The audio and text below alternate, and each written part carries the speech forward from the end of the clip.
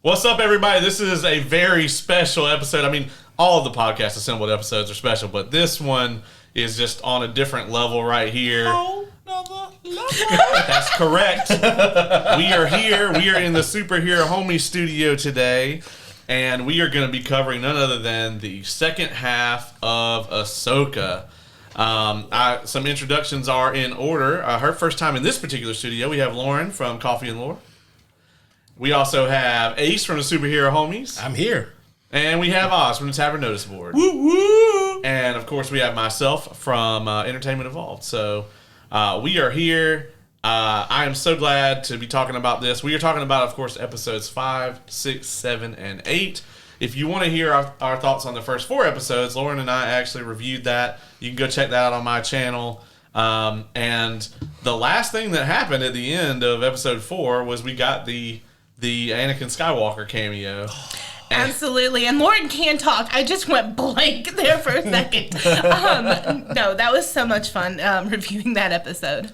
Yeah, we kind of got left on that cliffhanger. I know you're a big Anakin Skywalker fangirl. So. Absolutely. You can find all my Anakin fan fiction on my Wattpad.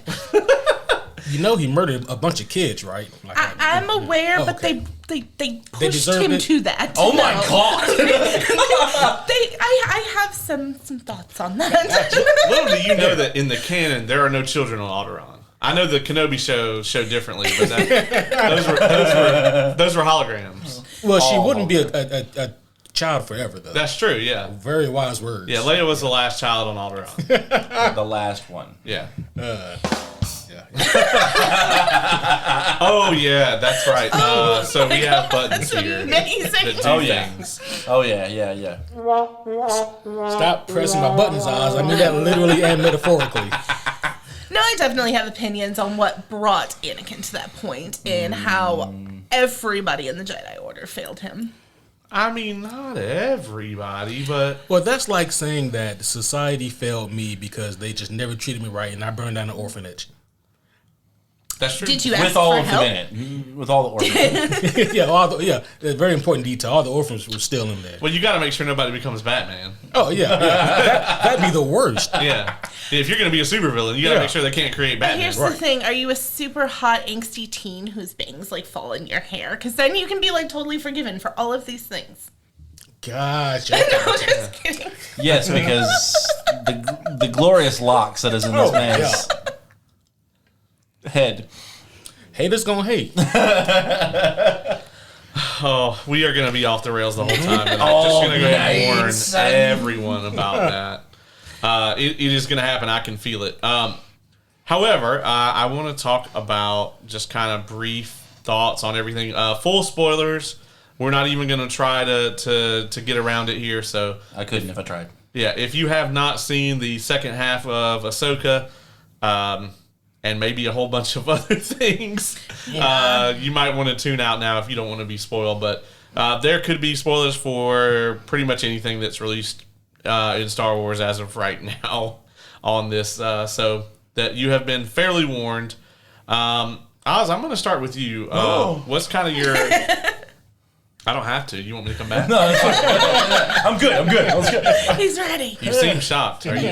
No. Okay. Just All usually you don't go for me first. All right. Well, I would like. So, what's your just brief, like, overall thoughts on the series as a whole? The series as a whole, oh my god! I had zero expectations coming into the show because the Obi-Wan show just kind of really let me down quite a bit. Yeah. But the fact that Dave Filoni has basically single-handedly saved Star Wars for me, it actually kind of revitalized my love for Star Wars. Not that it was going away or anything, but it was definitely watered down. And the fact that Dave Filoni with this show single-handedly made me excited again about Star Wars, anything new about Star Wars. Yeah, 100%. I love this show. Fucking nerd. Did you watch Andor? I did. Don't get me wrong. Andor was great. I enjoyed that show. It's just Ahsoka is more along the lines of the stuff that I enjoy. I really big into the Jedi lore, right. And we actually get a good bit of it in this show through storytelling, which is great. Yeah, I agree. And while we have had Dave Filoni's influence, obviously through Mandalorian, right? Like he's not the showrunner on Mandalorian, but he is there as an executive producer. He's there as kind of like the guy to be like, hey, can we do this? Does this make sense? I kind of wish he was there like that on every project. Yep, they just need to give him the keys to the castle and fire Kathleen Kennedy. Oh, I agree. You will get no argument from me on that. I've been saying that shit since like right after The Last Jedi came out. But it seems like people are catching on to that. Mm-hmm. But this is the first show where he's ever been the showrunner. Like he's the guy, because Jon Favreau is technically the showrunner for Mandalorian. And I can't remember the guy's name that's in charge of Boba Fett. I can't remember who it is, but is it? I was gonna say IMBD gentleman. Yeah, no, but that's irrelevant. But you know that, right? They can see you. But he's just a consultant on that, really. And then this show, obviously, like this is his baby, and he did direct the episode of Mandalorian season 2 called The Jedi, where Ahsoka had her debut. So yeah, live action debut. Also, if I'm not mistaken, didn't he? He also created Rebels. Correct? Robert Rodriguez. You're right. Yes, Robert Rodriguez. He's the co-created Clone Wars with George Lucas, and is the showrunner for Rebels also. Yeah. So, Ace, what about you? What's your overall thoughts on the series? I feel like maybe the odd man out on this one. Oh no. No, don't get me wrong. I enjoyed the show. I wasn't like head over heels for it. There's certain things about the show that I wasn't really all about, and it was kind of curious for. And we'll get more into those things later. But there were a lot of things about the show that I did really enjoy, from like the cinematography of it, the atmosphere. I feel that Dave Filoni really nailed those aspects.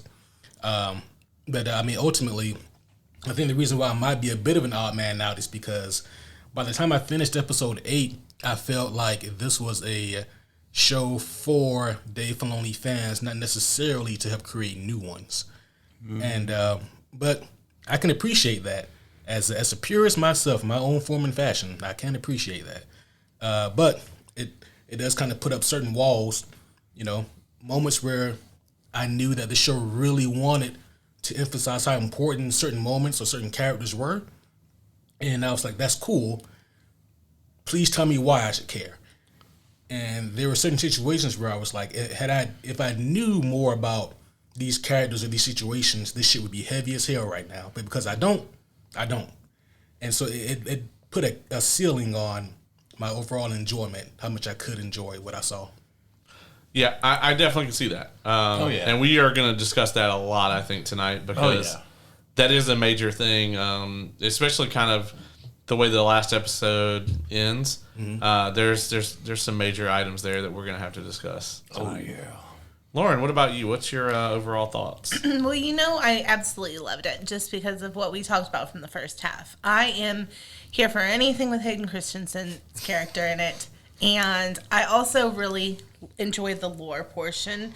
I'm really hyped for the, I think it's a show they're doing about the High Republic time frame. You know what I'm talking about. Are you talking about The Acolyte? Yes, I think so. I am not hyped for that. Why not? Because this is Kathleen Kennedy's press project. Isn't she? I don't know who's doing these things. I just know the projects are coming. That's why I told Ace on a different episode. I was like, from now on with Star Wars, show me the title and the credits before I watch it. I want to know whose name is where. But yeah, the Acolyte I think is supposed to be somewhere in is going to be High Republic era, and it could be good. It's supposed to be like about how like the dark side of the Force came back in or whatever. Right. But the next thing that Dave Filoni is doing is either going to be a second season of this, or we're going to go right into his very likely to be called Heir to the Empire movie. Because who does Andor? Because I know Andor 2 is what we're getting next. Andor is Gareth Edwards. Okay. He just came out with, what's that movie with the AI kid in it? The Creator? The Creator. He just came out with a new movie, The Creator, but they are about to start shooting season 2 of Andor. I'm so excited for that. That was my favorite Star Wars project that's come out to Disney Plus recently. Andor was super good to me. Feeding off of what Ace said, as somebody who has not seen Clone Wars, the animated one, I get what he's saying. It took me quite a few episodes to understand who these characters were. I spent easily the first 2 episodes being like, who the fuck is Ezra? And why is it so important that we are looking for him? Like, that she would literally endanger everything in order to find this person. And so I had to start like doing research in order to fully get into the show, if that makes any sense. But once I got a couple of episodes into it, I understood who these characters were now. I understood like the magnitude of Thrawn. I understood some of these things. Then I was all in on this show. But it did take me going to like Wikipedia and trying to figure out what the hell was going on. It's a thing. Yeah. I believe it. So I had to like do work, and then the show was like top tier. It's very much, you know, I saw a meme today that was like, Dave Filoni, no, you don't need to watch Clone Wars to enjoy Ahsoka. And then it's like, also Dave Filoni, by the way, here's the fucking Mortis gods. And we're gonna get into that heavily tonight. But you know, I can't say I agree with the first statement, because I think that you can get, if you've only seen, let's just imagine you've only seen, God forbid, the 9 movies, right? I really just wanted to say 6, but let's just say that you've seen only the numbered Star Wars movies. You would have no idea what the was going on. Yeah, you would really not know a single person in this other than Anakin, and 3PO, right? And and Admiral Akbar. Admiral Akbar is he does show up a little bit. Well, he's the captain of Home One, so he's Mon Mothma, right? Oh yeah, Mon Mothma, of course. However, the actress that plays Mon Mothma in this is not in any of the feature movies, I don't believe. I think she is only in Andor in this. Andor, this. That's not it, though. She's also in Mandalorian a little bit, and she's in... I don't know if she's the voice actress for her in Clone Wars or not. I doubt it. You know, just to piggyback off of what you were saying, Akbar got the reaction that I think that they were expecting me to give for like some of these other characters. I was like, oh yeah, that's okay. So this is that Thrawn guy. Interesting. Yeah, okay. This is Ezra. Okay, that's Ezra. Oh, hey, I know you. It's a trap, motherfucker. It's a trap. Why? Can I ask why is Thrawn blue? What planet? Like, I mean, I just assume he's Thrawn is a Chiss. Is the race that he is. Got it. We don't use those slurs around these parts. So Thrawn, that's why he is blue. All his people are blue. Are there any other Chiss piercing that I red would have like known? So the Chiss ascendancy actually is in the unknown regions of space, out past the Outer Rim. So Thrawn actually, his original role in the Empire, and I don't know if he still has this kind of mindset or not. He actually was originally kind of like a spy for the Chiss ascendancy to kind of discern whether, like, how big of a threat the Galactic Empire was going to be. Got it. However, he is such a ruthless motherfucker, and this is kind of a thing that was more heavily focused on in the expanded universe. Is that the Empire is super racist, right, against aliens? Sure. They hate Wookiees, they hate Ewoks. I mean, you probably guess why they hate Ewoks. But I hate Ewoks too, so I can't really blame them for that. Yeah, I mean, they hate everybody, right? Like, that's not human. So that's why a lot of times when you watch the movies, almost all the Imperial officers, all humans. Yeah. That's why when they in Empire, when they bring all those like bounty hunters on the ship, they're all looking at them like they're pieces of trash because they think they are. However, Thrawn is a fucking Grand Admiral and is not a human. So like that just tells you like the Emperor like really respects like just how ruthless this guy is. Oh yeah, and he's just a fucking phenomenal villain. Like just his analytical, like tactical mind is just on point. I love that Thrawn is never. So we can just go ahead and talk about Thrawn here because I thought it was brilliant the way that they had the episode 5, which we definitely talk about at length, where they had Anakin, come in and they had the whole episode with Anakin and Ahsoka, which was amazing. Oh yeah, that was fucking incredible, so good. But it's like, how are you going to come back from that episode? Well, you're going to bring Thrawn out. Right. And honestly, from the moment that he goes on screen to the very end, you never see him lose. He never gets a setback. He is always one step ahead of everybody. And I loved that, because when they first said they were going to bring him in, I was like, I swear to God, if they get the best of him in this, like, then I'm done. But thankfully, Dave Filoni knows that, hey, he created the character. He should know. Dave Filoni did not create Thrawn. Thrawn was created by Timothy Zahn in the 90s in the Heir to the Empire novel. Yeah. Oh, shit. My bad. I don't need no IMDb for that one. So he is not the creator of Thrawn. He is the one that introduced him to official canon in Rebels. Right, yeah. So, I am really going to need all of you collectively to walk me through this man's genius, because I got the idea that this guy was super clever and well and calculated and well thought out in all of his plans and motives. However, like, maybe I need to watch the episode again, I think, his episodes in particular, because it just felt like he kept taking L's, and he was like, it's part of the plan. I'm like, that doesn't make it smart, motherfucker. Like hey, like, okay, so... Well, no, like, the genius behind him is he expects stuff to fail, but then he has a backup plan for it. It just kind of seemed like ultimately so much shit, most people, I think, would have considered that shit went wrong. I would prefer had that not happened. And his ultimate rebuttal was like, what, this is buying me time? well, no, but like in the beginning of that episode, they explained to him that that is Anakin Skywalker's Padawan. Yeah. Now, this is something that's not in the show, so here's a little context for you. Yeah. Thrawn is one of the few people, maybe not now, but at the time that Vader was alive, only maybe 7 people in the galaxy knew that Anakin Skywalker was Darth Vader. Thrawn figured it out on his own.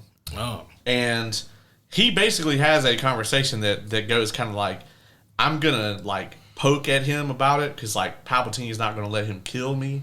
But I can't 100% come out and say that I know who he is, because he will kill me. Right? Yeah. But Thrawn knew that Anakin was Vader.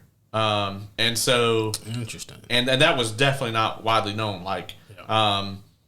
The way that the Empire really spun it is, number one, they really tried to wipe away the existence of the Jedi, right? To where so many people just believe it's a myth, that it's not real. Right. But also, Anakin Skywalker officially was killed during Order 66, during the Purge. So they wanted everybody to believe that. So Thrawn knew that he was sending those troops to their deaths, because Ahsoka Tano is not, I mean, he doesn't even know that she can probably fight 100 of those troopers, because she was trained to fight the 501st. Right? For hours.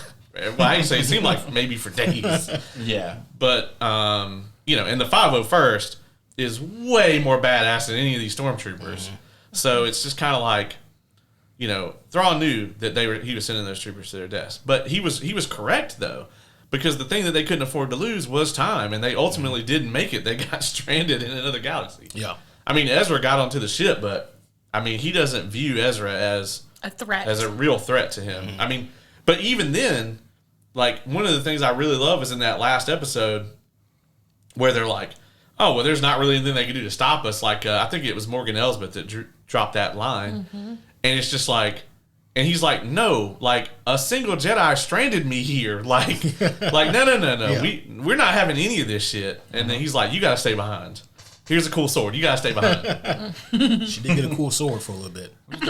We'll talk about that sword a bit. Flame tongue. Absolutely, and her fighting style, because I picked up on a couple of different things. Yeah, I mean, a lot of people that I've talked to, I guess, that had watched Mandalorian didn't remember that she fought Ahsoka in The Mandalorian. Yeah, I was actually one of them. I've seen both. I was just like, why do I know this bitch? And I was like, oh, she fought her in Mandalorian at one time. Got it. Yeah, she has the Beskar spear when they first meet her in Ahsoka's episode. They fight, and then she loses, and that's how she ends up being imprisoned, and why they break her out at the beginning of this. Makes sense. So yeah, so this was kind of the rematch between her and Ahsoka, and I thought that I thought their fight was great, but like I said, we can come back to that too. I thought Thrawn was great. Like 100%.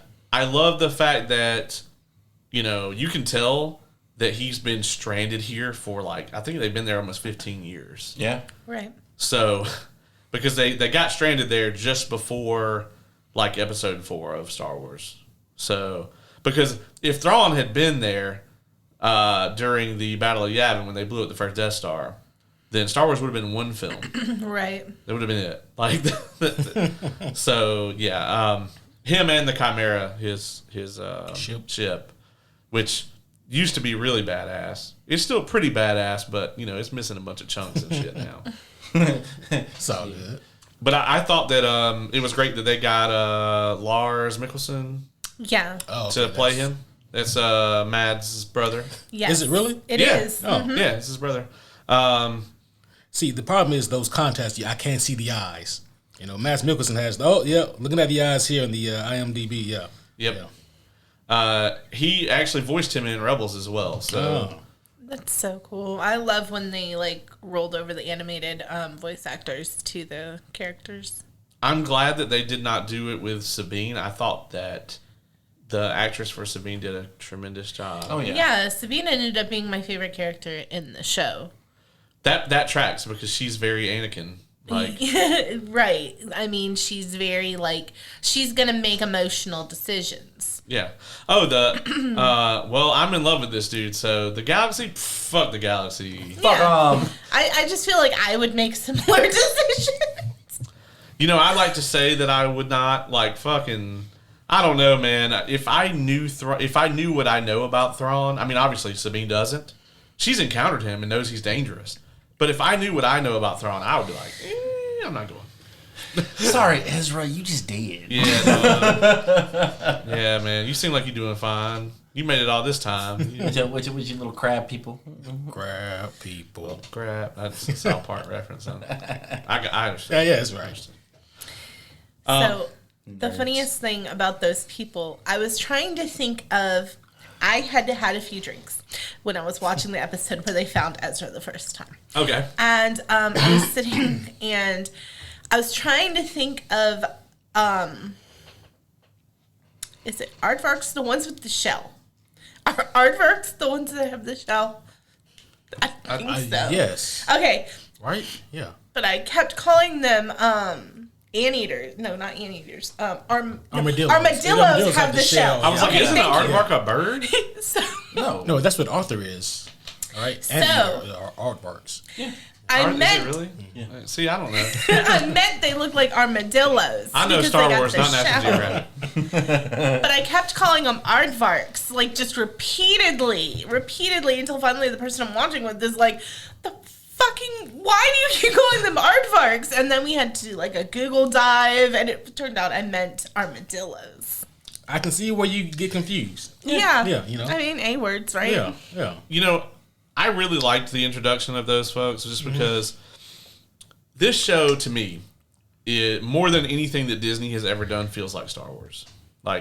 Yeah. It 100% feels like I'm watching a new chapter of Star Wars.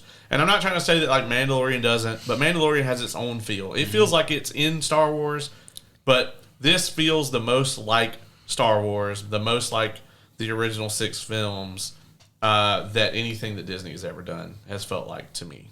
So I can agree with that. Yeah, I like the little, friendly new race and whatever that were. Because have we seen this race of people before? No, I didn't think Noti, so. I believe they are called. The A whole nother Noti. galaxy. Right, a new world that we haven't.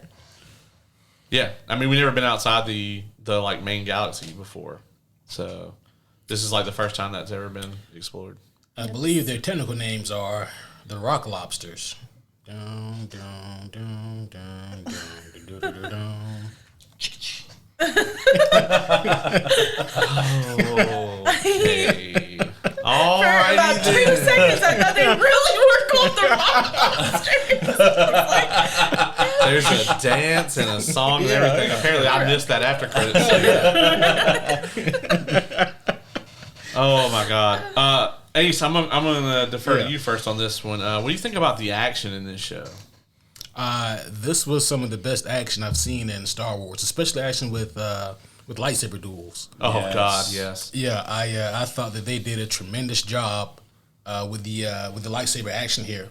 And I mentioned earlier how another one of my pros were just the overall look and cinematography of the show, like the atmosphere of it all was just so well done, and that blends in with the action shots here. I'm a huge action buff, but when we saw whether it was Ahsoka versus Anakin, that was tremendous.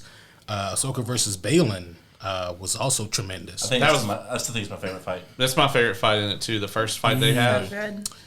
Mine is actually the Ahsoka and Anakin, and it's not just because of who she's fighting, but you can see a lot of reflection in that fight, and I'm pretty sure that was probably the intent.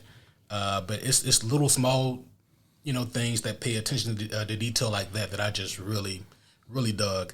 I like the fact that, spoiler alert for the spoiler alert you already gave, I like the fact that she never actually technically beat Balin. He never, I guess he kind of won the first fight. He definitely won the first fight. He won the first fight, dog. But I mean, she was hurt.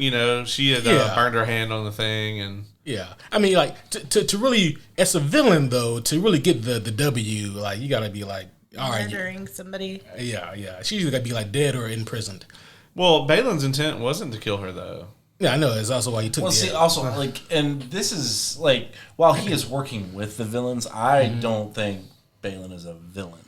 He's definitely an antagonist. I mean, maybe. No, there's no. He's going against the protagonist. He is not a Sith. I think he's definitely an antagonist. Yeah, okay, I can see that. I'm just saying, Balin's motives are his own. I mean, he may be working with, the Night Sister, whatever her name is. I never remember her name. The chick with the sword. Morgan Elizabeth. Yeah, her. She's a Night Sister now. So Now, yeah. Well, she. But he was She using dead her. now. she was a Night Sister. I mean, he was using her to, Yeah. to get to his goal. He gave two shits about Ahsoka, Sabine, Ezra, Thrawn. He didn't give a fuck. Yeah. He wanted to end up where he ended up, I feel like. Yes. He got what he wanted. Yeah, I really, really wish we'd gotten more of Balin and Shen, I think was his apprentice name. Yeah. I really wanted to see more of them. They ended up being, for me, the most kind of captivating characters. We only got snippets of them, and that really made me want to see more of them. I would have liked to have seen, okay, so, I want to see your humble beginnings. All right, so what's her training look like as compared to, a typical Jedi and Padawan? There's a lot of cool things I really would have liked to have seen between those two before we started to get the rift. She crazy. Oh yeah, Oh yeah. She Also, batshit. at what point did he pass away? Were they still filming? Were they gonna do more with that character? And then he they passed in May. Yeah, he died way before the show came out. So obviously they're gonna have to recast him because they apparently they very clearly intended for him to go on and do other things. Which Ray Stevenson did an incredible job in the show. so good. Like how you mentioned, they were the most captivating characters. I definitely can honestly sit here and say that Balin was my favorite character of the show. 100%. Because he was almost like the adverse of Qui-Gon. He was the neutral character on the dark side. Yeah, I'm sorry, Balin's fucking dope. No, I 100% agree. I love that him and Shin are not Sith, and you really get to see that in the way that they part ways. The whole idea of the rule of two not applying here, right? Shin had no desire to overthrow him. She looked up to him. Right. They had a I'm not going to say a nurturing relationship necessarily, but they were close, right? You could tell that it wasn't I'm just using her for my machinations like any Sith would do with their apprentice, I like the fact that they were using orange lightsabers instead of red. That was just like you said, that little attention to detail. I'm like, chef's kiss. And I want to know what the story is with that because all the other colors I can tell you, but orange, I orange is the one I don't know. Well, there are no red blades, right? So because the only way that you can get a red blade is to corrupt a kyber crystal. So we see the opposite of that in Ahsoka's blades, which is why they are unique. Is Ahsoka in Tales of the Jedi? She kills an Inquisitor and takes the Inquisitors have like the staffs or whatever, and she breaks the staff apart and she purifies those corrupted crystals, and so that's why hers are white. But I do not know what is up with Balin and Shin's lightsabers. Right? Yeah. So I know they had a brief. I think you can get like one or two of them in Knights of the Old Republic. The Sentinels had orange, right? Like that's what Bastils. No, Sentinels had yellow. Yeah, they were yellow. Yeah, they had yellow. Maybe it's like some cool red yellow hybrid something meaning. Yeah, like I know, I know that of course most of the lore behind colored lightsabers weren't officially canon until way later because George Lucas was just like, "What color do you want?" oh, for sure. Like the original, we always associate green with like consulars, right? Right. And that Luke changes the lightsaber in Return of the Jedi. But the real reason that the lightsaber is green is because the blue one didn't show up well in the scenes in the desert in Return of the Jedi. Yeah, they just made it green. So they just made his new lightsaber green because he lost the old one. My favorite color's purple, George. I need to have purple. Yeah. Although good reason. The lore for Mace Windu's lightsaber, like that they came up with after the fact, though, is so good. Oh yeah, because Mace Windu actually. I can tie this in. This is not going to be a rabbit hole thing. Not entirely. Doesn't matter. Rabbit. Bear with me here. Bear with me here. Bear with me here. Bear with me here. So Mace Windu actually, the whole thing about the purple lightsaber is Mace Windu actually has mastered all of the dark side lightsaber techniques and the light side ones. Mm-hmm. But he is so powerful in the Force that he can do the dark side stuff without being lured by it. So that's actually the idea for his purple blade, is that it's a combination of blue and red. Mm-hmm. The last person that we saw fight with the Sword of Talzin that we see in this episode was Mother Talzin, actually, in Clone Wars. She fights Mace Windu with that blade. And that's where it came from.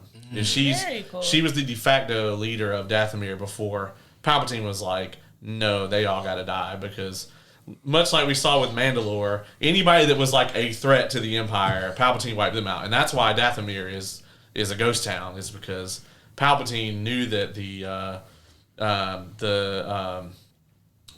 Night Sisters were so powerful in the Force, and that they were a real threat to him. Like, he saw them like resurrecting people from the dead and shit. It was like, I don't think they're actually they're not powerful in the Force. I think they actually use a different type of magic. Their magic is based in the Force. Oh, is it? Yeah. Okay. It's just, it is not in the typical light and dark means it's that necromancy. Yeah, I mean they have a different kind of way of using it. You know, it's just completely separate from what we see the Sith and the Jedi using. So. I got you. Nice. Yeah, I mean, just adds more. It's just adds more clarification to they're just fucking space wizards. Sure. There you go. Yeah, I mean, because they're I mean, you got witches, like these are definitely fucking wizards. Yeah. Balin was my second favorite character. My favorite character, obviously. I can't. Wait. Let me guess. No. Let me think about it. Okay. On the same time. Same time. 1, 2, 3. Sabine. Ahsoka. I'm just kidding. I know. I was fucking with him. With him. Your guess is better than mine. I was gonna say crap person number 2. See, I'm over here taking it serious. I'm like, I got it right, they got it wrong. I believe Caleb's gone on record many times saying who his favorite overall character in Star Wars is. It differs depending on the day. Some days it's Obi-Wan, some days it's her. But in this show, I thought that the way Rosario Dawson played her was fucking masterful, because in the very beginning, we see somebody who is on this mission. They didn't fall into any of the tropes they could have fell into. They didn't do the why my master turned into a Sith Lord and I cut myself off from the Force bullshit. They didn't do any of that. Like, she's definitely still on this mission to find out what's going on with Thrawn, prevent him from coming back. And she does want to find Ezra too, but unlike Sabine, that is not Ahsoka's primary mission. Ahsoka's primary mission is to make sure that we don't end up in a war with another empire, like that Thrawn cannot return and unite the remnants of the empire. And then as she kind of meets Sabine, we kind of see her in this mindset of like, not that she's like emotionally cut off, but like she's still so conflicted. She's like really down about like everything that's transpired because she's been through so much trauma. And one of the things that a lot of people commented in the early episodes is like, this doesn't feel anything like the character from like Clone Wars, right? Because she's been through some shit, right? Or even from Tales of the Jedi. You watch her 3 episodes of Tales of the Jedi. She's 3 completely different people. You got her as the little baby, right? And then you have her as like the Padawan, and then you have her like where everything's gone to shit, Yeah. And in that episode, she wants out of the fight. She doesn't want to continue. And Leia's dad comes in with with that awesome speech that he gave, where he's rolling those deception checks. Because he's talking to the troopers, but he's really talking to her. Yeah. And so everything that she does in the first 4 episodes leading up to the fight and everything, and then how she changed after her interactions with Anakin, and even during her interactions with Anakin. Oh yeah. To her being the much more, not necessarily, like, she's not fully whimsical, but she's a much more like balanced, kind of like relaxed, and like even I would even say like focused in the latter half after that point. Well, it was definitely more of that point of clarity, because like you said at the very beginning of the show, like Tales of the Jedi, we see her as this person who wants out. Well, the person we get at the beginning of this show is now the person who's like, well, shit, now I'm dragged back in. Yeah. Right. And so seeing that, like, that talking with her master, training with him a little bit, getting her ass beat, she now has like this almost like serene, Jedi feeling. Mm-hmm. So yeah, no, I definitely agree. Yeah, that line that she drops. Oh, the I want to live. Or yeah, whatever. the I choose to live. I choose to live. Such a fucking good moment. It was a good moment because she got confronted with everything that happened to Anakin, and really like she had to make a choice at that moment to either continue down the path she was going down, or like she says, I choose to live. And I love how when she comes out of that, she's just such a more different character, but much more like the character we originally met in the Clone Wars. I think that was my favorite thing, was the whole Anakin interaction, everything about it, where he, where the light flashes and you see him as Darth. Imagine and then that. You see him. You already know if it's got my boy in it, I'm watching it, I'm loving it. But the flashes of Darth Vader, the flashes of That's such a good, like you said, cinematography. Yeah. Freaking amazing. The whole I choose to live portion, just top tier. And then the difference you see in her. Like, I feel like pre-Anakin fighting mental gymnastics, she would not have been so accepting of Sabine and Ezra when she found them. She would have been way freaking harder on that whole situation.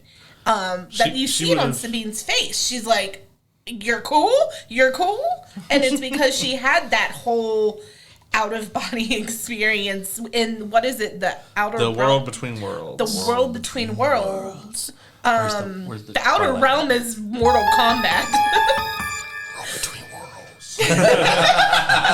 Well, yeah, Outer Realms is Mortal Kombat. Mortal Kombat was my favorite movie. But Well, She did not She go would there. have treated Sabine the same way that the Jedi Council treated Anakin before that moment. absolutely. And that's why that interaction is so important. Absolutely. Because the thing is, like, when she finds out everything out, and she comes to Sabine and she's like, I'm going to be by your side no matter what. That is not something that a Jedi would have said. No. Especially not one that's on the council. And if Obi-Wan, I love him, but if he would have, he knew about Anakin and Padme. And if he ever would have just been like, I know, but I got you, then things probably would have been completely there wouldn't different. been no Padawans killed. Like, I feel like some shit would have gone differently. But So not what you're telling one me- person told that poor boy, I got you. So what you're telling me is you're blaming Obi-Wan for those those younglings dying? I'm not blaming Obi-Wan. I'm not blaming Obi-Wan. I'm blaming Obi-Wan. I'm blaming Yoda. I'm blaming Mace Windu. And Anakin and Anakin and Anakin And Anakin. At some point, you have to be responsible for your choices. 100%. My dude made some bad choices. Let's throw Palpatine on that list. Yes. I think he made a bad choice for every youngling he killed. How many bad choices was that? At least 24. Let's go to the Wookiees and ask them what they think about it. Because he killed a fuck ton of Wookiees. Definitely did. My dude made some bad choices, but A bad choice is like when I choose to speed on an intersection that I know has a lot of police interference. That's a bad choice. I get it. I get it. There's different, levels of choices. Killing kids though. Like, All I'm saying is there were signs, and those signs they were ignored. I like how I never bring up him killing the younglings, though. I'm just like, because you know that kids, Well, you have a list of why you won't have kids. So That's true. I have that same list, but I also have a list of reasons why I won't kill a kid. yeah, I mean, I'm not gonna just walk into a room and start murdering. That's super frowned upon. frowned upon. Oh shit! Oh, I gotta be honest. It took me a while to warm up to Ahsoka, and it certainly isn't because of Rosario Dawson. I went to the show expecting nothing less. I know that she's going to deliver top-notch stellar performance, and what I felt for a while is what I got is really stoic, wooden, monotone delivery. And I was like, why is this? But admittedly, those first 2 episodes were just hard for me to get through. First 2 to 3. those first 2 are very slow because a lot of it really is like, okay, we realize everyone hasn't seen Rebels, so we got to catch everybody up on who these people are. We have to introduce. Even then, they didn't do a super bang up job on that. I had no idea what was going on. I know Rebels because my son was obsessed with it when it first came out, so I know a good chunk of the story. I've never seen Clone Wars, but I do a lot of research on Jedi lore, so yes. Nerd. That's the only way I knew what was going on was research. Because I think we tried to watch Clone Wars. A little bit, yeah. And they don't have it all on Disney Plus. It's like only the last season or two. Yeah, it's like final season. They don't have all of. No, you got to find that on the dark web or something. I don't know. Was that because it originally came out on Cartoon Network? Did it? Maybe. I didn't even think about that. No clue. But they have that essential Ahsoka episodes though, and that has all of her stuff on it. We looked and we couldn't find season 1 of Clone Wars. So I know that there is a collection on Disney Plus where you can go to the essential Ahsoka episodes. Okay. And anybody who maybe hasn't seen the show yet and wants to catch up on that, I would recommend that. Agreed. Or look up a filler skip guide. Because I honestly, I love Clone Wars, I do, but the first 10 episodes are fucking garbage, right? Yeah, you told me that. The movie is absolutely trash. The Clone Wars movie is right up there with the sequel trilogy in terms of garbage. Even though it is technically Ahsoka's debut, I hate it. I walked out of the theater, it was awful. It is not good. Has anyone else just seen that? No. Don't waste your time. If you start Clone Wars on episode 10, you're gonna come up with Ahsoka and Ventress fighting, and just kind of go from there. And it's really good. I'd say around season 3, the production value really shoots up too. But I don't want to be that anime nerd. It's oh yeah, this anime gets really good after episode 245. This shit is awesome. I don't. So yeah, I mean, really use those first 245 episodes to build characters. Yeah, I mean, there is some amazing stuff in Clone Wars. The last season of Clone Wars is probably rock solid, amazing all the way through. That's the Siege of Mandalore arc, and there's a lot of really great stuff in there. A lot of stuff to tell you about Bo-Katan. A lot of stuff to tell you about Sabine. It's not until I think maybe the last episode or the next to last episode of this that they even brought up her whole family being murdered on Mandalore. Yeah. Because Sabine is actually like Mandalorian royalty, and her whole family was killed in the Purge. I'm pretty sure Obi-Wan was hooking up with her mom at some point. I don't think he's her daddy or anything, but I remember us talking about that. They were definitely smashing. Because you told me that the little boy who rides with Hera, Jason, his dad is a Jedi. Yeah, Kanan. Yeah. Okay, and I'm like, listen, my boy got so much shit for having some babies and having a romantic relationship, and just Jedi's out there just doing it willy nilly. And the some of the other novels, I mean, Luke gets laid. I mean, with a fucking Imperial spy. Yep. Mara Jade. Well, if you're gonna get laid, you might as well. Might as well. And like they have Ben Skywalker, right? Like that was their that was Kylo Ren's. No. Well, no. So no, they have a kid. So in the EU originally, there are 3. Solo, Han and Leia have 3 kids, right? Oh, okay. And yeah. Jason Solo is one of the kids, and that's where they got Jason's name, Hera and Kanan's kid. That's in the show with the green hair. And then the Solo twins. And the Solo twins is another thing that they jettisoned, which was lame. Ben was the Skywalker kid. They used that to be Ben Solo in the sequel trilogy. Yeah. So they just kind of like nitpicked things. I gotta say, the one character that I doubt we're ever gonna get her because of how important Luke is to her story. But if there was one character that's never been live action that we could get, it would be Mara Jade for me. Yeah, 100%.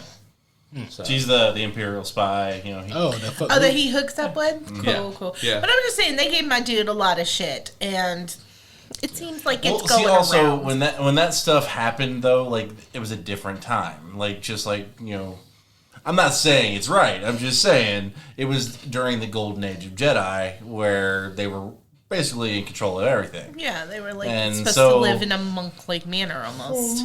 Yeah. No. Well, yeah, it was that...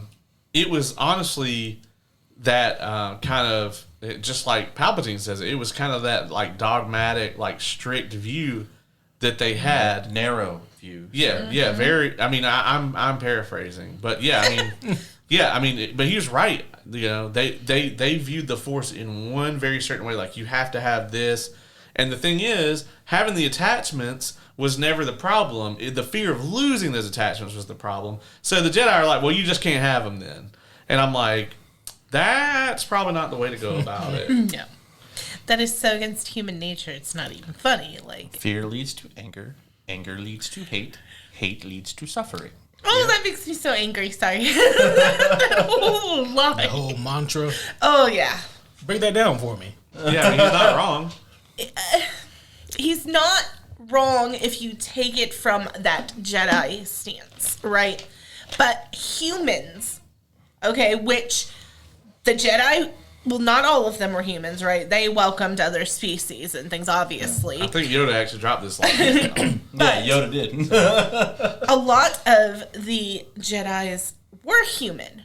So now you're asking them to literally fight every instinct that they have, which is towards attachment. Like, have you ever seen I don't know, somebody who literally lives their life with 0 attachment?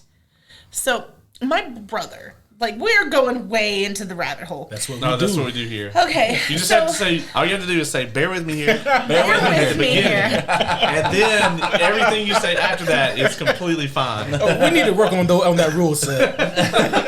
But see, you only get one because you had so many that day. I think this is an exception, though. Yeah, it is. I can go down rabbit holes when it comes to Star Wars. That's true.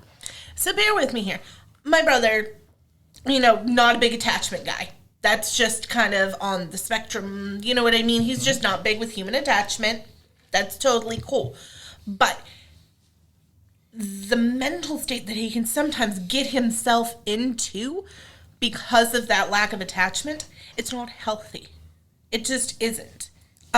Whether it's, you don't have to have a love attachment. It can be friendship.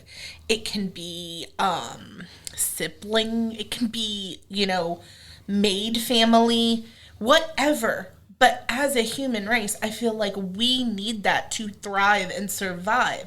So now they're putting these human Jedi in a difficult position where they were set up to fail. The other races, maybe not. I guess my only caveat, and this is actually very contradictory to the Jedi, is they like what other a lot of religions do that. No, absolutely, which is why I'm not a religious person. I don't think it's healthy. I don't think it's the way that we as people are supposed to live our lives. But well, what Yoda says there in that line, though, from a human standpoint, the whole like fear leads to anger, anger leads to hate, whatever. Or is it fear leads to hate? No, fear leads to anger. Yeah, anger okay. leads to hate. Hunger, Yeah, I had it right. hunger leads to frustration. Leads to hangry. Yeah, it leads to hangry. Yeah. Hangry leads to murder death. Yeah. But yeah, I mean that whole fear leads to anger thing. That is a very human thing. it is, but he's insinuating that you can live without fear, so that it doesn't go on to the other emotions. Right. Oh yeah, they're wrong in their message. humans Oh, 100%. Like, I will definitely agree with that. I also, another rabbit hole here, but what the fuck did the Jedi think was going to happen when, like, the prophecy was talking about bringing balance to the Force? Right. And, like, the Sith are completely eradicated, and there's, like, thousands of you guys on the light side. What the fuck did y'all think balance was going to look like? I mean, the same way that, like, people always kind of miss or reinterpret like religious text to kind of for it to mean what they want it to mean. Oh, of course. Especially those in power want to stay in power. Oh yeah. and I mean, Qui-Gon wanted, I understand why he wanted it, because Qui-Gon understood that the Order was like too political, that they were too dogmatic, and that like that's why he did never accept a seat on the council. Yeah, he literally was, Qui-Gon's whole thing was that I want to start a living Force.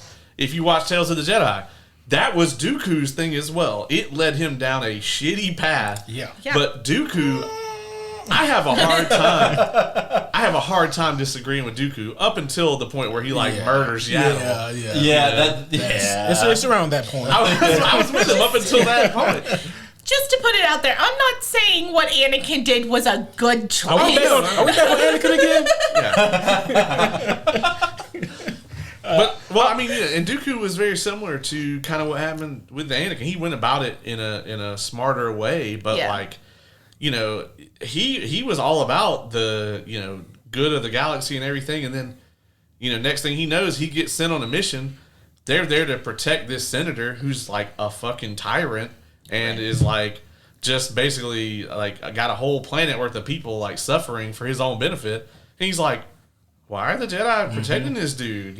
Like, he was kind of the first person to be like, we are way too tangled up in the politics of all this shit. Yep. Mm-hmm. And, and he passed it on to Qui-Gon. Qui-Gon, however, was like, a much better person as far as like having an outlook on everything and being able to see the big picture. But, Qui-Gon's death pushed Dooku over the edge, man, because he was just like, wait a minute. My Jedi Knight that I trained came to you guys and was like, there's a Sith Lord. And y'all were like, LOL, nah. And then y'all sent him right back to the place where the Sith Lord was, where he then got murdered. Security cam said some dude that looked like the devil killed him. Yeah, which is weird that only that, what's the name of that fucking planet? Damn it. That hurts my brain. Describe it. Where they fought Naboo? Yes, Naboo, thank you. Wow. My brain just blanked on that shit. It happens. The whole first movie was set there, I was going to say, I didn't think you'd forget Well, it was that on one. Tatooine as well. See? The first time they ran into Maul was technically on Tatooine, so That's true. My brain kind of... Anyway, but yeah, like, it's weird that only Naboo has security footage. Nowhere else in the galaxy. But, all I'm saying is that, if my religion, offered me to facilitate magical superpowers, I might still be in it too. Right. Like you can overlook some things sometimes, because you got to look at it from all angles. However, your religion didn't necessarily say you the Jedi I Order. said help facilitate superpowers. It does help facilitate, but following said religion doesn't take those powers away, as the Sith have just. Right. So that's not what the Jedi teach. Yeah, exactly. Exactly. All right, I'm gonna wrangle us in here. Yeah, we haven't talked about Ahsoka in a while.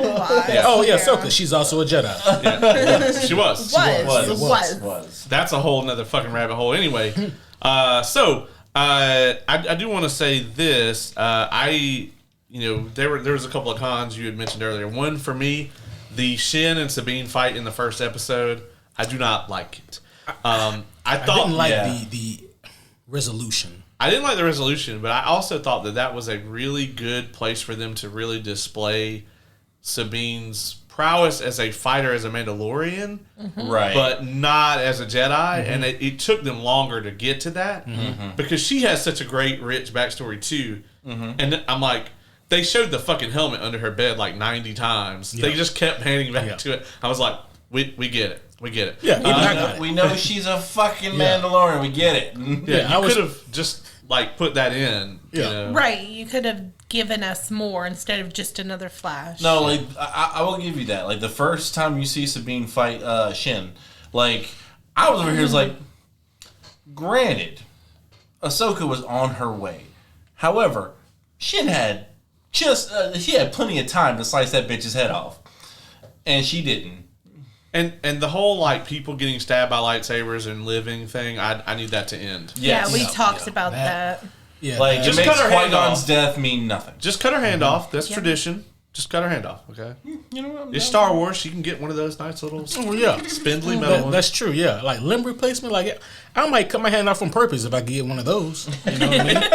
And like, or let Volo pluck your eye out. Yeah. Maybe if they had her in like a Bacta tank or whatever, but like I want to know what kind of fucking hospital they got on Lothal, because like not a good one. If you hell no, it was a good one because like she was good like the next day. It looked like, it was like the next day. The bed. Yeah. And like she got stabbed like here with the lightsaber, which means that's piercing a lung. That's going through ribs. That's going through your intestines, which get cauterized by the heat, so it's not going to heal. Right? Yeah. So, like, no Bacta tank, and she's just good the next day. They got, like, some of that fucking apply to the forehead shit for, like, lightsaber blasts or whatever. Because... Get some ibuprofen. Yeah. Well, that's an American hospital. They'd be like, you got some Tylenol at home? Fucking that shit. So, yeah, no. Drink some water. You'll be fine. All right. No, Take but 2 of these and call me in the morning. I agree. It completely downplays Qui-Gon's death. Yeah, I mean, granted, he got stabbed in the sternum, but like, even more so, it doesn't just downplay Qui-Gon's death. It downplays the severity of a lightsaber. Yeah, and I think for me, like that's kind of the most damning thing. Like the whole concept of a lightsaber is, I mean, theoretically, like if you get stabbed with a lightsaber or katana, like you're pretty much fucked. But still, like this is a fucking laser. It's a laser sword. Well, in Star Wars, if you get stabbed with a katana and there's a Bacta tank on the same planet, you're probably fine. Yeah. Well, it depends on the type of katana. Like maybe it's a vibroblade katana. Vibroblade, you're still good on Bacta tank. The only thing a Bacta tank won't heal is if someone slides you off into some lava. So that's oddly specific. It is oddly specific. Wonder why you had to go there. I wonder why I named that specific thing. That's weird. Yeah, that's bizarre. It is bizarre. Yeah. But there were a few odd editing choices, and I rewound an episode. I think it was 1. Just to make sure I wasn't fucking going crazy. Like there's a shot where like we see Sabine and Ahsoka, and I think it's actually when they first actually meet in the show, and the camera cuts to Ahsoka, cuts to Sabine, back to Ahsoka, Sabine again. They're like a stare off, and then they talk. I was like, let me rewind it. They didn't just do that. Like how long is this episode, and why was that gratuitous shot necessary? And they did it more than once in those first 2 episodes. And I don't know who the director was, if it was the same person for 1 and 2, but they could have shaved some of that down. And I could have really done without the Star Trek chase scene from the remake Star Trek movies. With Sabine. It's not a motorcycle, but you know what I'm talking about. Yeah, with Sabine at the beginning, like that didn't bother me. But I did question where the fuck that road goes because it doesn't seem to go anywhere. I was like, "This is it's just a metaphor, you see, for Sabine No, and that like, current. it's like Midgar in Final Fantasy VII. That's true. Like, literally Just leads to a drops. bridge out. Yeah. Oh, okay. Yeah. She just didn't have a giant sword to like fend Yeah. off the. I see. Yeah. Mhm. Yeah, it's more aptly. It's like the bridge and Batman Forever when Dick Grayson is racing. You feel me? And then like he slides and Batman and Robin is when that happens. You know, he's on the bridge. They're in the street racing thing, and he saves Batgirl narrowly with his acrobatics. Maybe I should have had you pour me some of that Douce before. I mean, for real though. I think I poured too much. It was delicious though. Yeah. You know what's funny is like when I was watching the first 2 episodes, I was sitting there. I was like, man, I told Ace he got to watch this show. He's gonna be watching this shit. Like, has this motherfucker gone off the reservation? Like this is not that good. And I agree. I don't think the first 2 episodes are stellar. No, I think they are not. good, but like in that first episode, I started to worry because like that first episode has a lot of like Disney Star Wars fuck ups in it. Yeah. But then they kind of vanished very quickly after that. Like 2 was better, and then starting with like 3, I loved the show the whole way through. After that. 100%. So mainly, just like the main thing, like that fight with Balin and Ahsoka really kicks it really off good. because it's such a good fight. It makes fucking sense. For the most part, with the absence of Sabine versus Shin the first time, most of the fight scenes they were choreographed by someone who knows how to fucking fight with a sword. Yeah, I agree. Yeah, not to mention the attention to detail on Ahsoka's fighting styles as well. It was very good.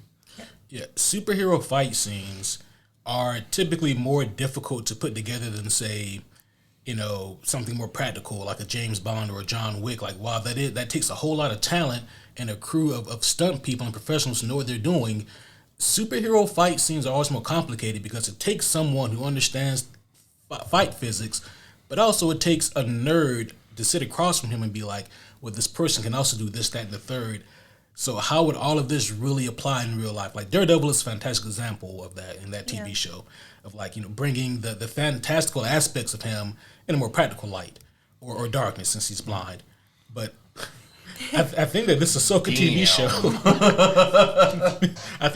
this Ahsoka TV show does a great job of like showcasing different lightsaber styles and techniques and like the practicality of that, but also showing that with like the flair of what these force wielding people can do. Or different fighting techniques in general, not just lightsaber fighting. Because when we first get back with Ezra, right? I thought that was so cool. How he keeps telling Sabine he doesn't want a lightsaber. He only fights with the Force. And then they get bombarded by is it the stormtroopers? I can't remember. No, it was like some mercenary group. Yes, it was some group of people. And it was really cool to watch him fight in that first. A lot of force push. When he held the lightsaber, I lost my shit. Yeah, it was super cool. I hadn't seen another character fight in that style. And like feeding off of what you said, this show did a really good job at showing different characters' fighting styles. Right. And I did like the amalgamation style that Sabine eventually adapted, where it was Mandalorian meets Jedi, and you can definitely tell she's both. Her second fight scene with Shin that was going on at the same time the Ahsoka and Balin one, I loved their part of it too, because she fucking fakes her out with she makes her think she uses the Force, and it's like, this bitch ain't got no Force powers, and then she shoots her with the wrist rocket thing. That whole thing was amazing. It's so good. Yeah. It was super because good. that's the whole thing. Like tactically, obviously, because she's a Mandalorian, she's good with any kind of weapon, right? Like even a lightsaber.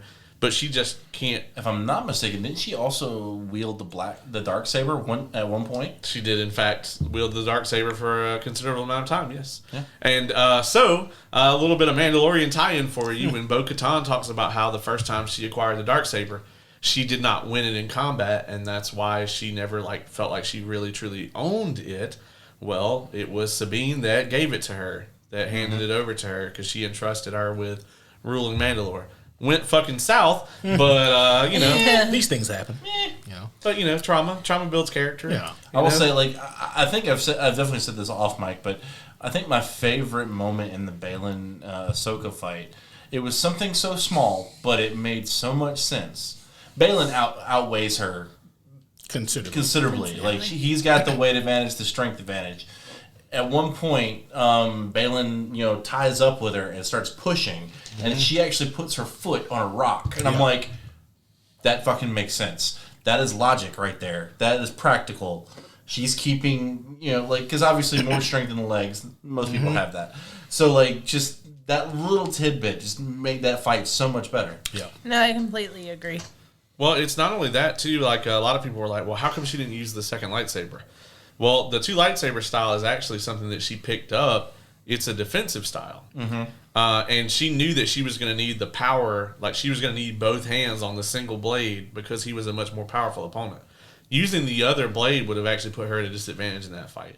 And I even love the one point where he's like, they're like tied up with the lightsabers and he's like bearing down on her and she's like using the force to push him away as well. Yep. Like everything in that fight was just so good and it made sense. And that's probably my favorite fight in the whole show. However, I really do love the her and Morgan Elsbeth fight from the finale. I loved the way that Morgan Elsbeth had her own unique fight style. It made sense. You know what I mean? I don't know why, but it just made sense that she would have her own completely different looking to me fighting style. I'm probably the only one who has a lot of Night Sister Dathomir knowledge here. So what did you think about the Night Sisters? You'd be incorrect. When they said Ace, I thought it was super cool. I really would love to know more about that lore and who they are. It is mostly a Clone Wars thing. So cool story. So Darth Maul is from Dathomir. Right. His brother Savage is also from there and is in the Clone Wars. The Night Sisters actually are took part in resurrecting him and putting him back together and all that shit. So that is kind of Darth Maul actually makes a pretty big resurgence after he gets cut in half by Obi-Wan. Only to later on get cut in half by Obi-Wan again. Yes. That's at the end of Rebels, Obi-Wan kills him again, and Darth Maul's rotting corpse is actually buried not too far from where Luke Skywalker lives as a kid. So it's not concerning at all. Yeah, so fun times. But yeah, Obi-Wan kills him again. There's a running kind of theme with Obi-Wan where people that lose to him, even if they don't die or manage to escape, they end up fighting him again and losing again. So that's kind of annoying, slightly. No, you kill him at a later date in the exact same way. Yeah. Well, see, am I alone in that? The photo has been analyzed, and the way that the sand was, Obi-Wan actually is just slightly about 3 degrees up higher. Oh, so he had the high ground. Than Maul. That gives him a 500% fighting boost. Yes, so he had the high ground. Yeah. High ground. And Maul never stood a chance. Yeah. Man, science. Granted, in his defense, Darth Maul had already been reconstructed with some spider legs. Yep. Then he got his real legs back, and then Obi-Wan fucked him up. So I'm just imagining Darth Maul and the metal spider legs of that guy from Spider-Man. Oh, you don't have to imagine. Oh my god. Yeah, you can look. Yeah, you can. It exists on the internet. It's in Clone Wars. It's in Clone Wars. He literally had the spider legs for a while. Yeah. That is so crazy. Yeah. Him and his brother actually went to go fight Palpatine, thinking that they were going to overthrow him or whatever. I can tell you how that shit went. It didn't. Yeah. I feel like I have to watch Clone Wars. I have to just. It's good. There's some very good shit in there. You just it gets better as it goes because they started it off as a children's show, and then they were like, "Well, what if we do this?" Oh well, and then as you can tell over time, George Lucas starts to kind of step down from it, and then by the end, Dave Filoni's just doing it himself, right? And especially the last season, that's all him. That was after Disney got it, and they were like, everybody wants to know how Clone Wars ends, and he was like, well, then let's make another season, and so they did. And, season 7, tremendous. Some of the best Star Wars content that's out there, so. I'm about to look and just verify real quick. I feel like that's the only season that's on Disney Plus. I was like, you need to see Darth Maul right now with the spider. No. He also has enormous nipples, so be careful when you Google that. No, I feel like he's like season salami 7 nipples. for some reason is the only one that's on Disney Plus, and That's I don't weird. want to be like giving out incorrect information here. You know, that would make sense the more I think about it, because if Cartoon Network does own like those original seasons, then that's WB.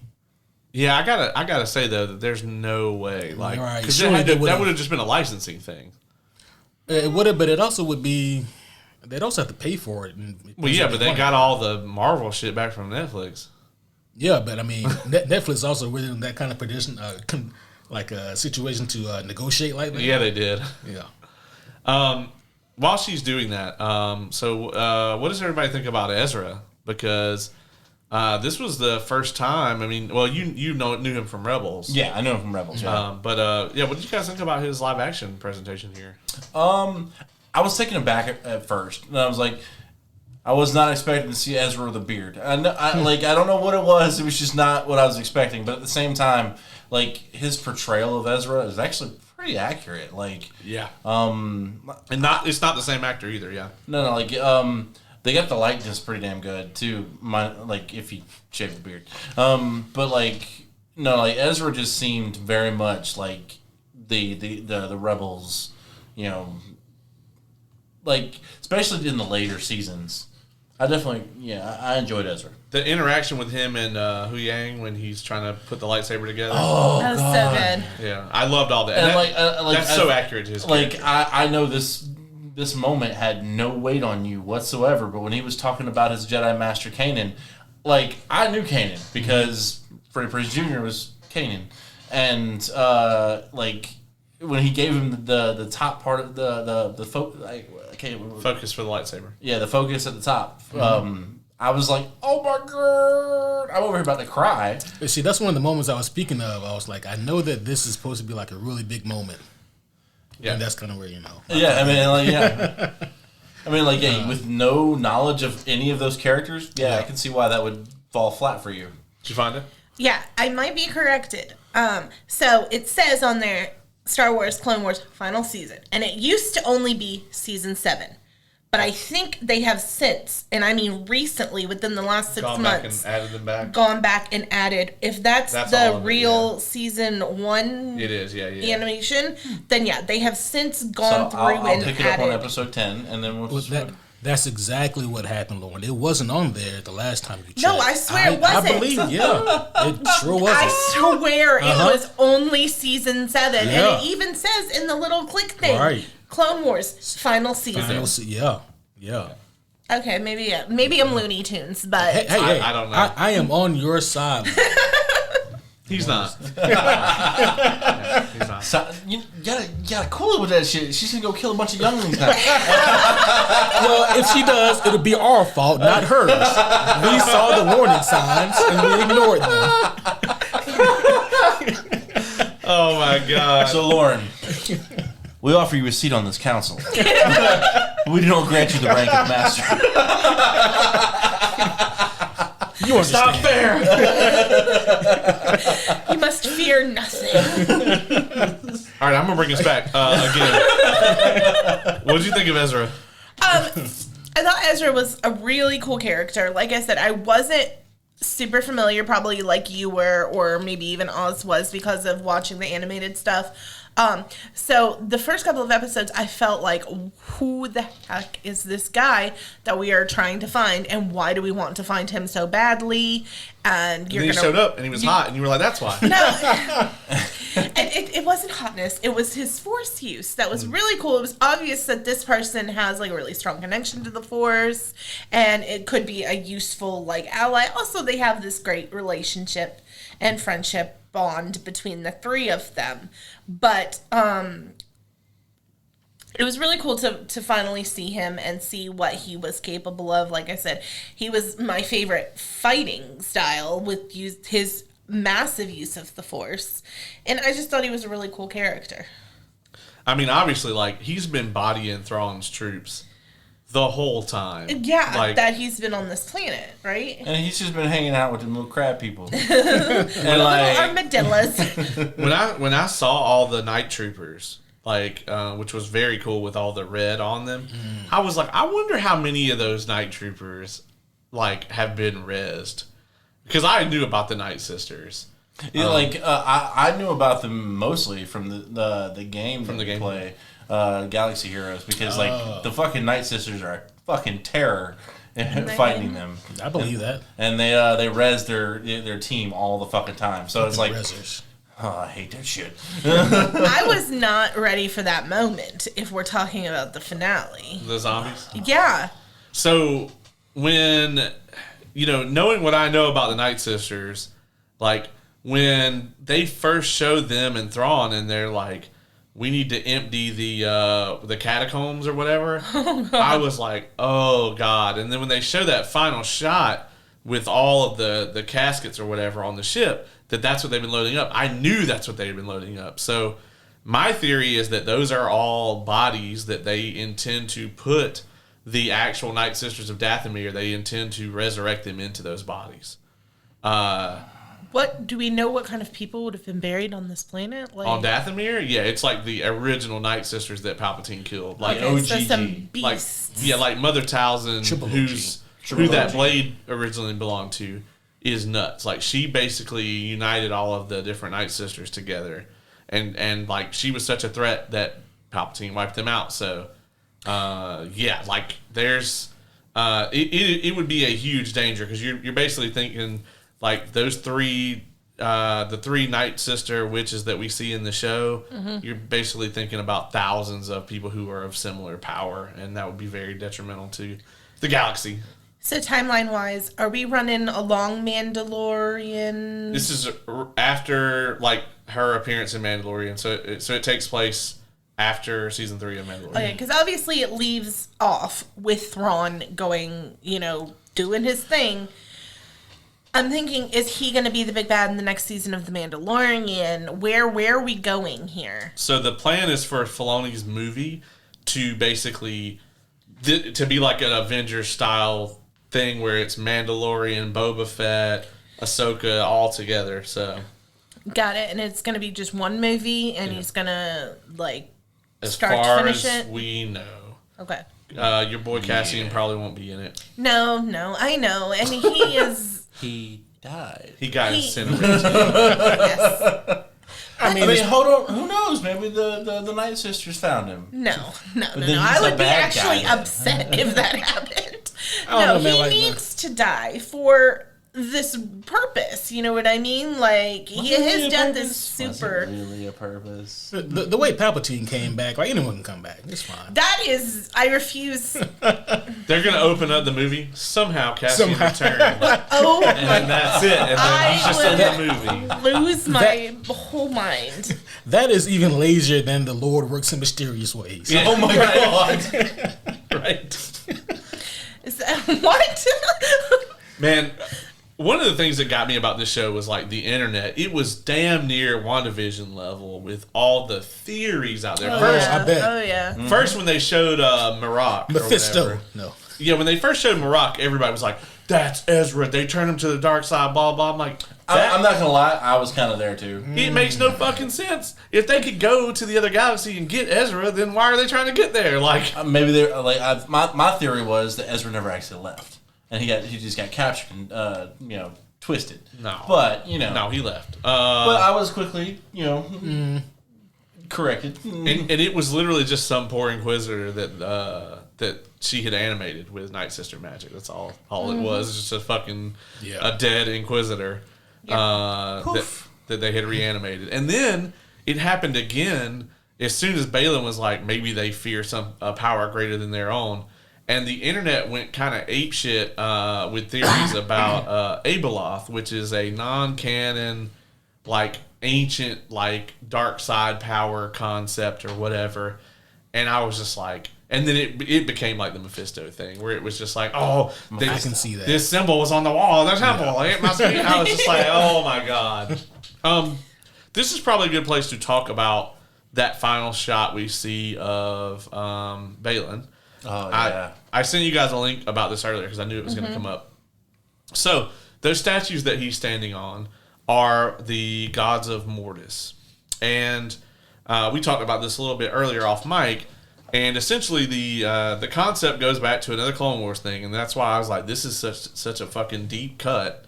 Like, if you haven't seen this, there's nothing in Star Wars that even alludes to this. And, you know. Yeah, like, unless, like, I didn't know about it until a couple weeks ago. My work buddy was talking to me about it, and I went and did my own research. I was like, oh. Yeah. That makes a lot of sense, though. So in Clone Wars, they Obi-Wan, Anakin, and Ahsoka go to this planet called Mortis, which is actually not a planet at all. It's actually a like kind of dimension in the Force, right? It exists completely within the Force. And there are 3 super powerful Force beings there. There's the son, the daughter, and the father. And the daughter represents the like kind of light side of the Force. The son represents Catholic of them. I'm sorry. It is. The son represents the dark side of the Force, and the father is supposed to balance them. And when they go there, and the father sees Anakin and realizes how strong he is with the Force, he actually tells him, "I choose you to take my place." Well, the son is trying to escape Mortis, like, and if he were to do that, then he would be ultra mega powerful, and he wants to like take over everything. So these are like actual beings, not just metaphorical. They're actual beings. Okay. Yeah. So the what he ends up doing is he ends up taking control of Ahsoka and attacking Anakin. And in the fight, Anakin actually has to kill her to stop him from escaping. And so when this happens, the father and the brother are killed in the fight. And only the daughter is alive. And the daughter helps Anakin resurrect Ahsoka. And so the daughter's symbol is that little owl that you see in the finale that comes and lands on the rock. Yeah. That little owl follows Ahsoka around pretty much every time after that point because she is only alive with the daughter's power. So like they're connected, right? And so that little owl thing is kind of like symbolic of the daughter watching over her or whatever. Oh, very cool. Oh, yeah. And so, like, there's that theory that now that, especially in Anakin's blue glowy state, that he may going be the father already. Like he may have taken the place of the father already. Like that area between the world between worlds.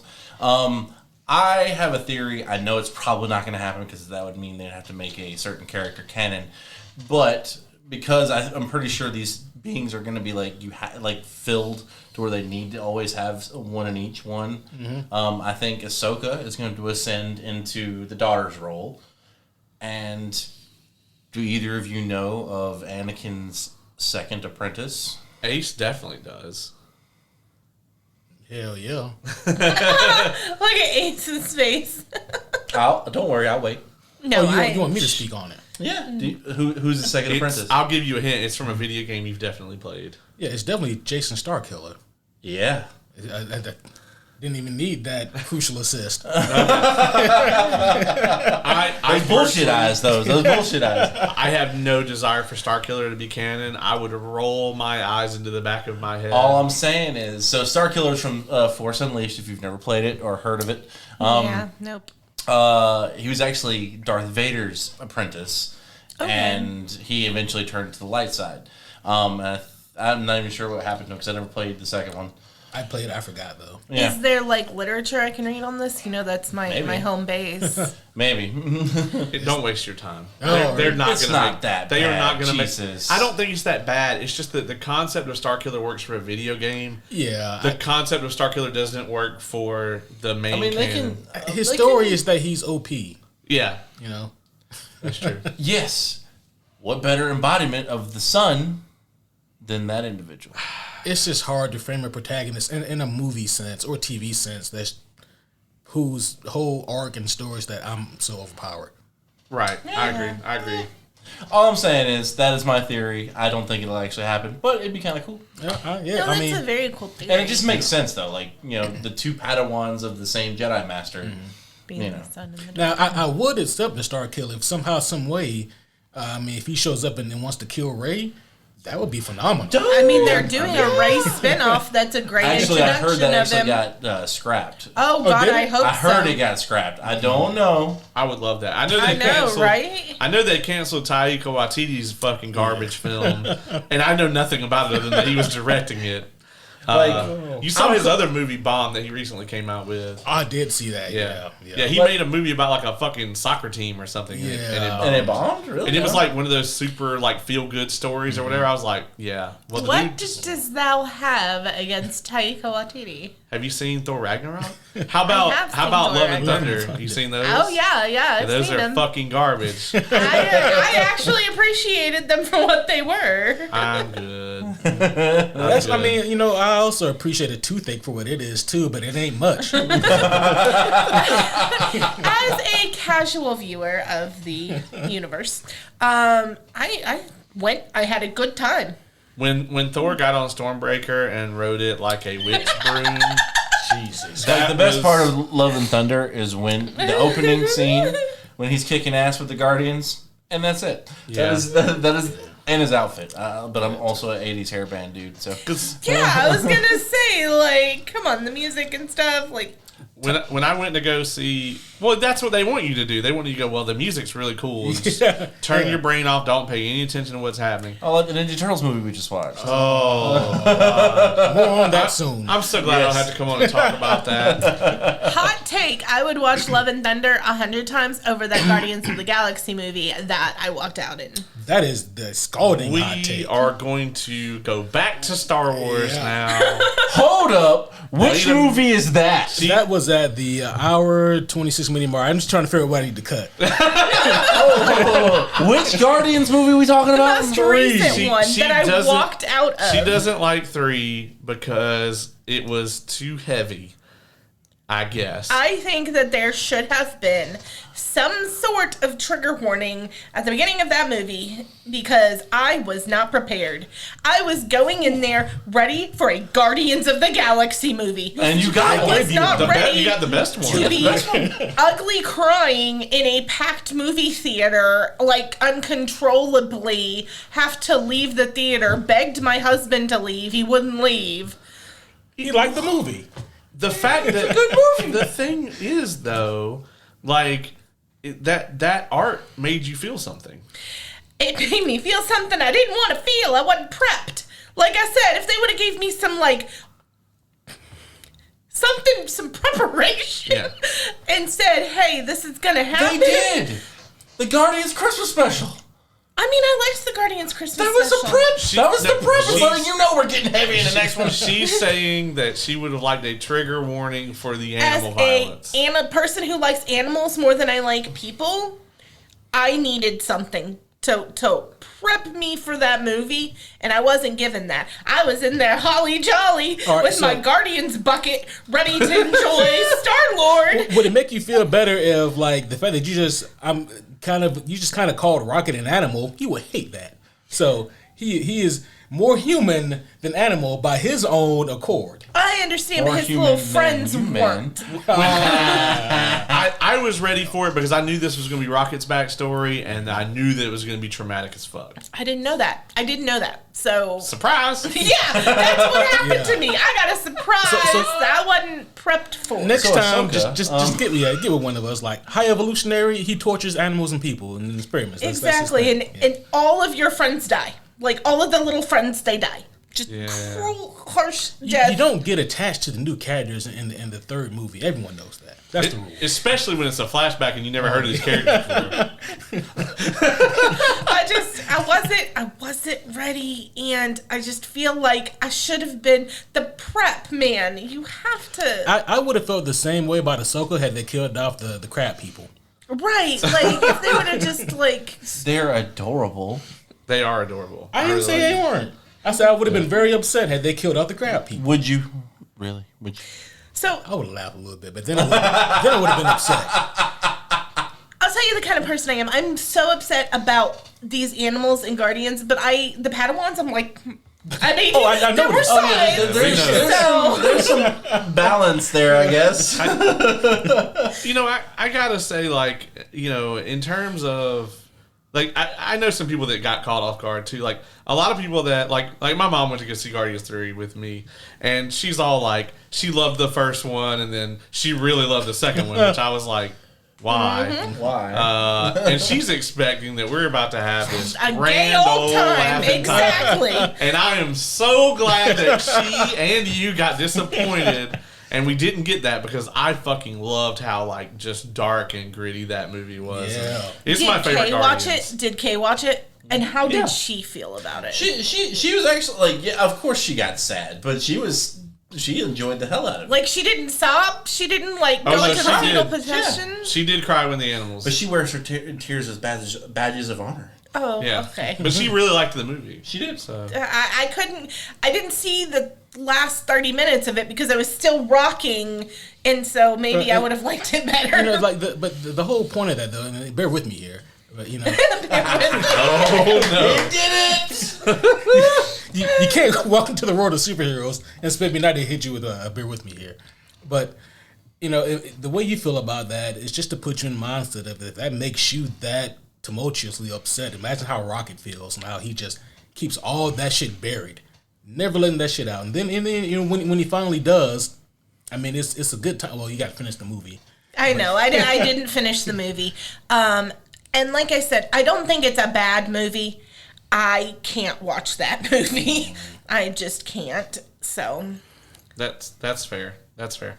I mean, honestly, though, the company you're in, the whole way I got this guy to start reading the Cosmere is because the Lost Metal made his wife cry uncontrollably. So, you know, and he was like, wow, I really want to read this. I want to know what makes my wife cry. Let me read it. I think I should get into these. All these people that are telling me these are great books, you know what's finally going to do it? Is this.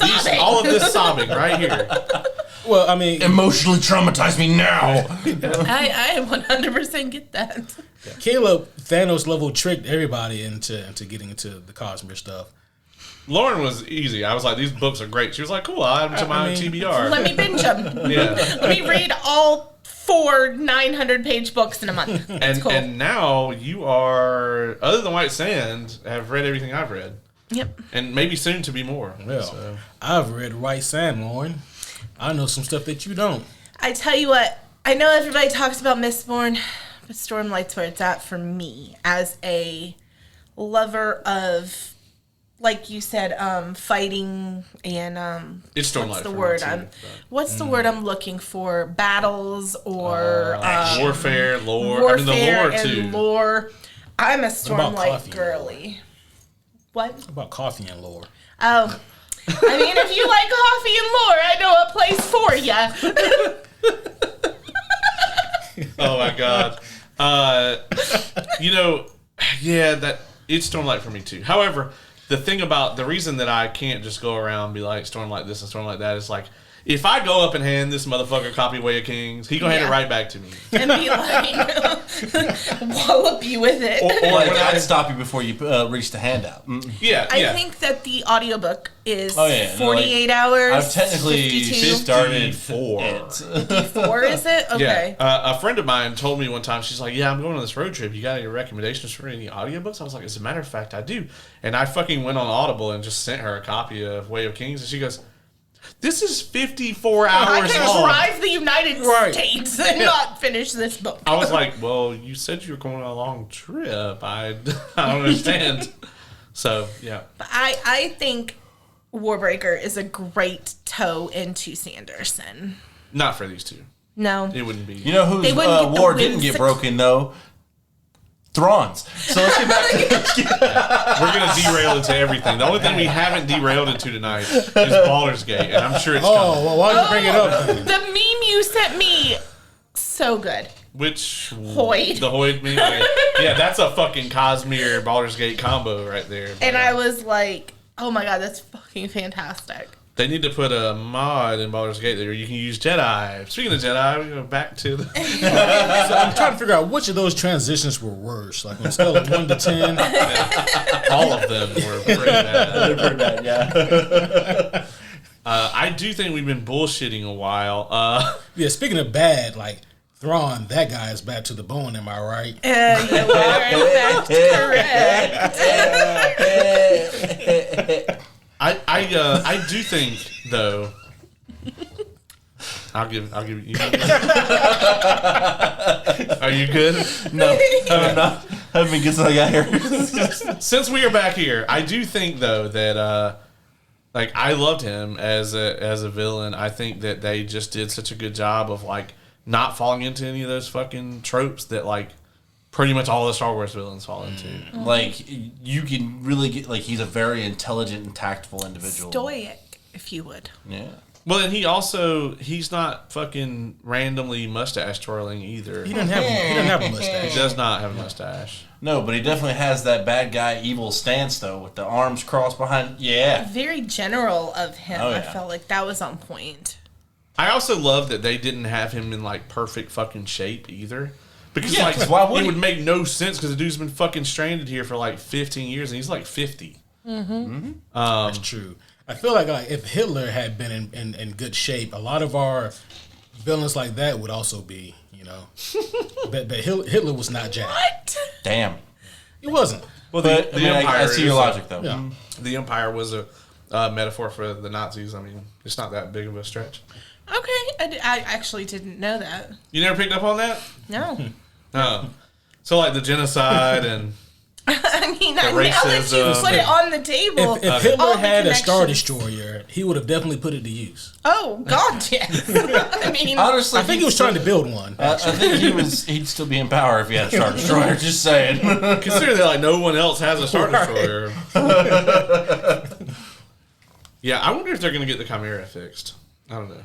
So was it obvious to everyone else that like when they first saw the ring thing that they were building that like, hey, that's a giant hyperspace ring? Did like anybody? Well, because like Obi-Wan uses one uses them. in episode 2. Yeah. Yeah. For his little fighter jet. So It took me a little bit, but I did catch on to it. yeah. yeah, it took me a minute, probably longer than most, but like I said, I eventually figured out what the fuck it was.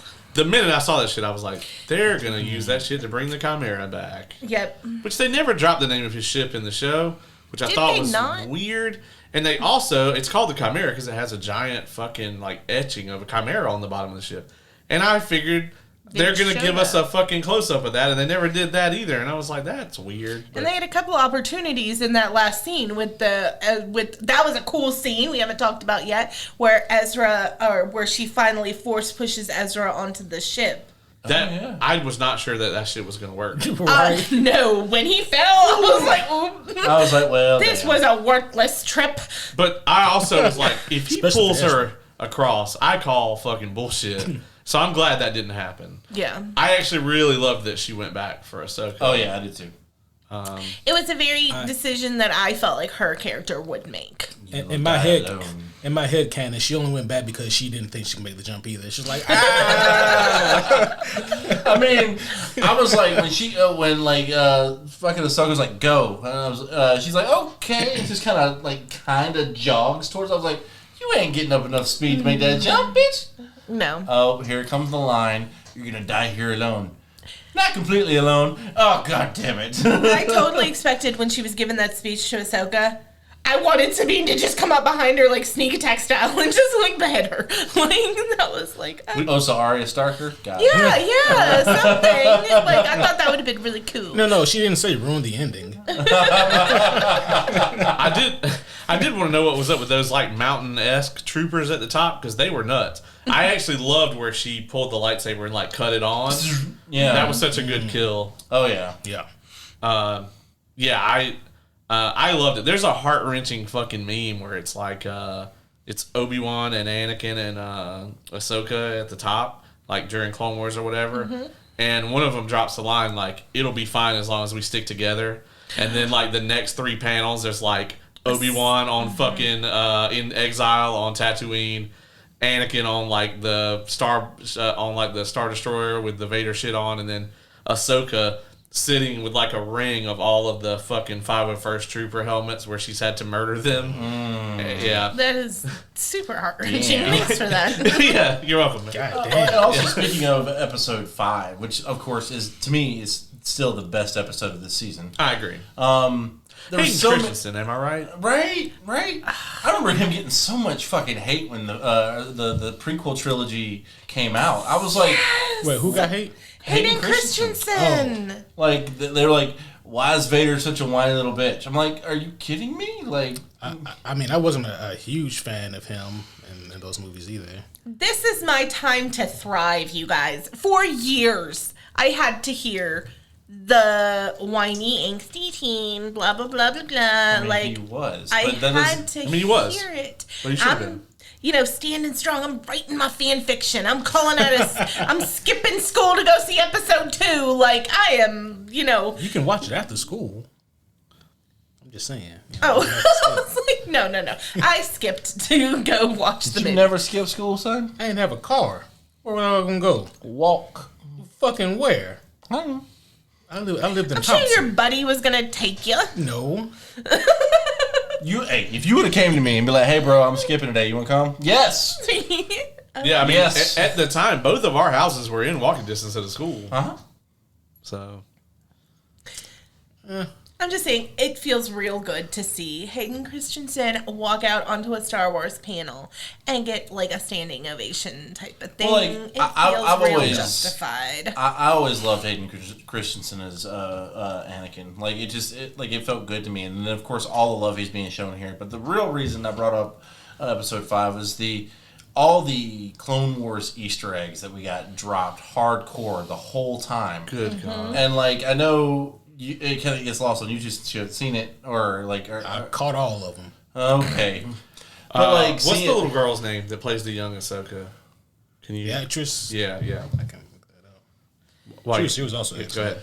But I'm gonna but need like hers. seeing like just the walking by Rex. Oh my God! and- When Rex showed up, I lost my shit. I know that's like just gonna be a me thing, but like I lost my. No, Rex is dope. Like he shows up in Rebels quite a bit, and like I enjoy Rex immensely, and so seeing him on the screen is great. Ariana Greenblatt. Yeah. She. Anyway, go ahead. We'll come No, back to that. I'm pretty much done. I thought she did a tremendous job of playing the live action version of the Clone Wars Ahsoka. She also played the young Gamora in Infinity War, and she's also the little girl that stars in the Barbie movie. She is the second female to ever be in $2 billion films. That's really, really cool for her. Yep, and ironically, the first one is Gamora. what's her name? That shit just flew out of my head. Holy shit, just flew out of mine too. Zoe. Zoe Saldana. Saldana, Yeah. is the first, and she is Gamora, and then she played the younger That's Gamora, pretty- and yeah. she's the second. So, So what you're saying is I need to play Gamora one time. yeah, And just be good. Yeah. Or apparently play the Powerball. It's up to like $1 billion. that's Oh, true. yeah. And then you wouldn't have to worry about being in the movies. That's true. You wouldn't have to put I could put myself in the movie. That's what Right, I'm about. exactly. Buy the film company and actually make some decent movies, my I dude. don't think you can buy Disney for $1 billion. No, I'm not saying Disney, but something. Yeah, yeah. I mean, Now's the time for me to make an attempt to buy Marvel from them. Like, this is the time if I'm going to buy. that's Yeah. true, man. You might get that shit for like. I mean, if you wait a couple years, you might get that shit for like $50 in some envelopes. The way they're running that shit into the ground, it is interesting to me that like it.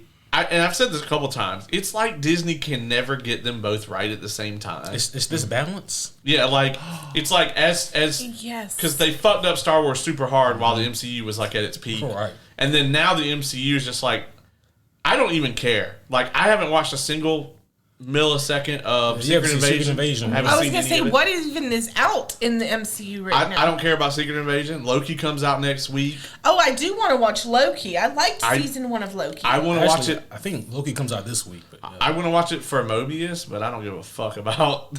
Like I just know, and I want to see Jonathan Majors. I guess probably in what might be his last time we get to see him on screen, depending on how the trial goes. legal shit goes. But you know, I love him as an actor. Not condoning anything he may have allegedly done, just putting that out there. But you know, because I got a bad feeling about this one, honestly. Oh, no.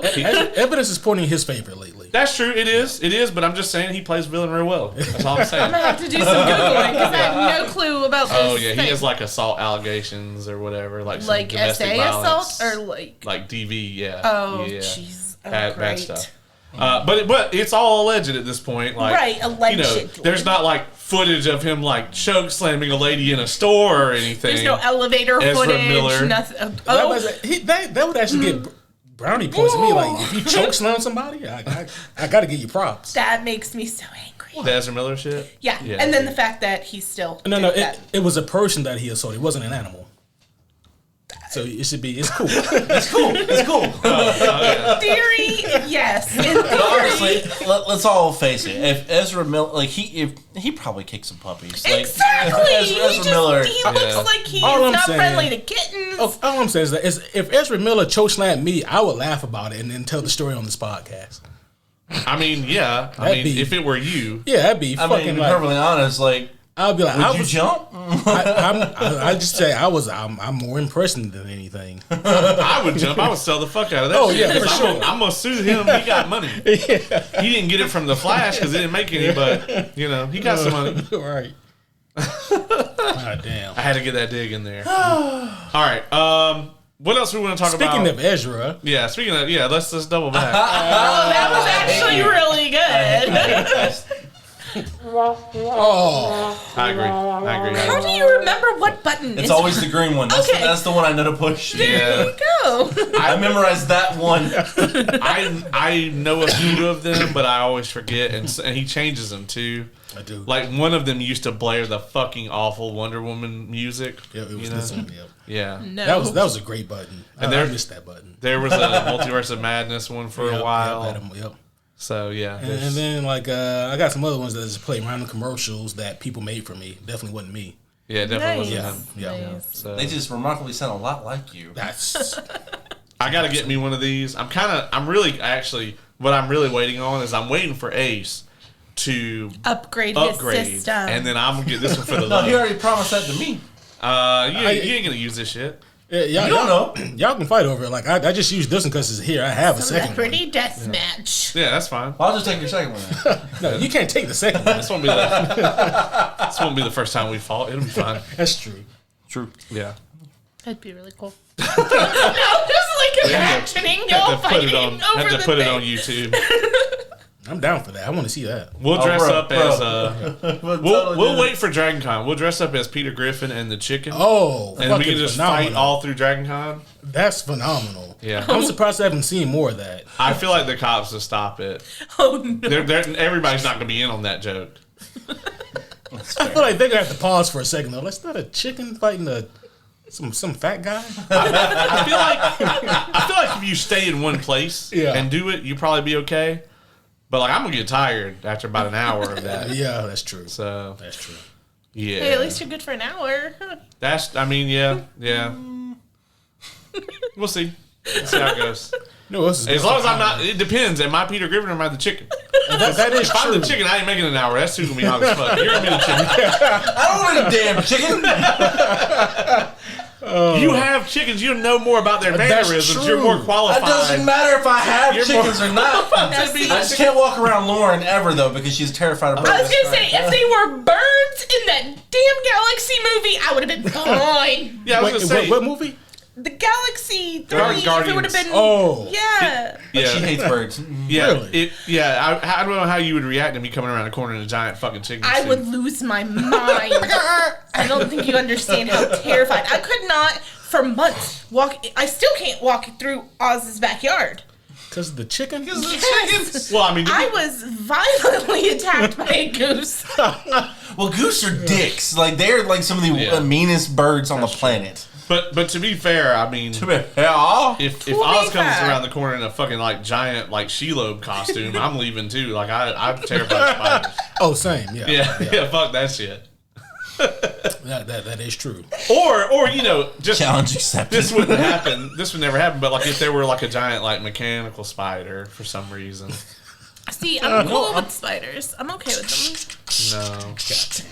Oh, you thought I wasn't gonna bring? You thought we were gonna make it through this whole thing without that coming up? I was really hoping so. Yeah. I mean, it has nothing to do with Star Wars, so Why would it come up? If John Peters was involved with like It would've had a giant Lucasfilm or spider. Star, for sure, It would have had a giant. There would have been a giant space spider by now. Oh, for sure. Yeah. Yeah. Wait a minute, Darth there were Maul giant was- spiders in Yeah, the the Mandalorian. Darth Maul was a spider, Darth Maul had the guys. spider Oh, legs. Yeah. If you go back and watch those episodes, you'll see executive producer John Peters. Just one episode. This is random as fuck, but fun fact: when they did the Mortis episodes, I believe Qui-Gon is in them, and Liam Neeson did actually reprise his role and did the voice for Qui-Gon. That is freaking dope. That's That's, cool as another hell. reason to need to watch.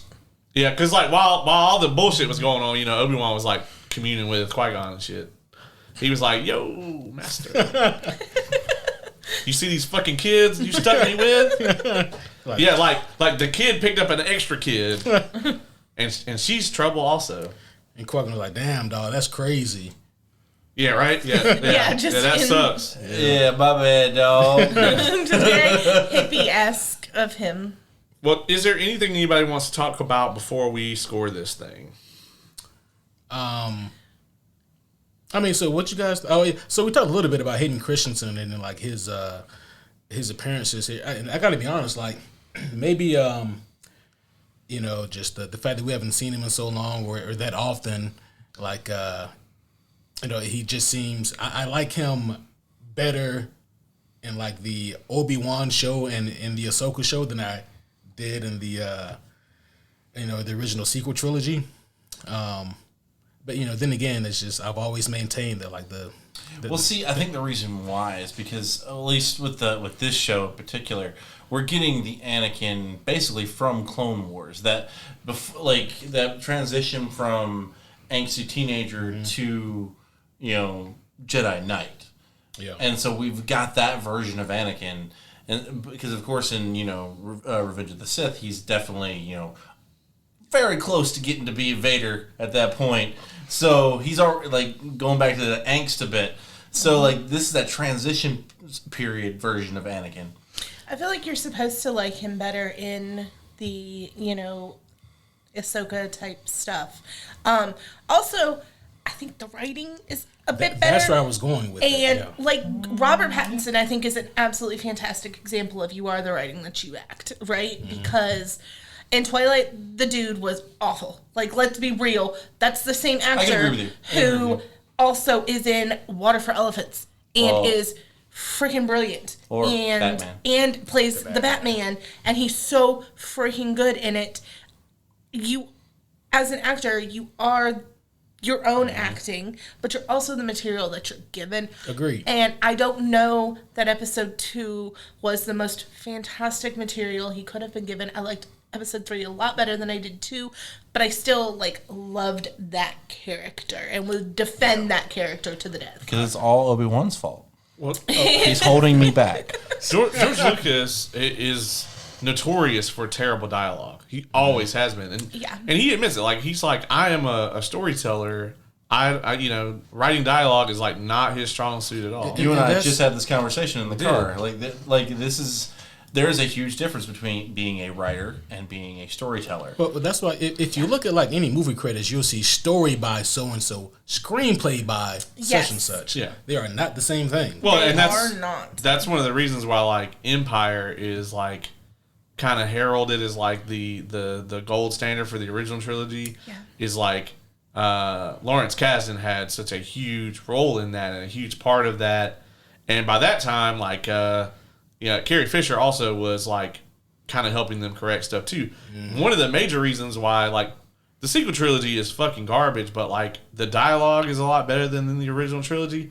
And one of the reasons for that is because Carrie Fisher went and redid a lot of it. Because there was no George Lucas there, so she was just like, "Nah, y'all got to fix this." And then what are they gonna do? Fucking tell Carrie Fisher no? Right. Fuck no. Right. Do you think the fan theories about her daughter being involved in some future stuff, maybe some Andor 2 type stuff or anything in there?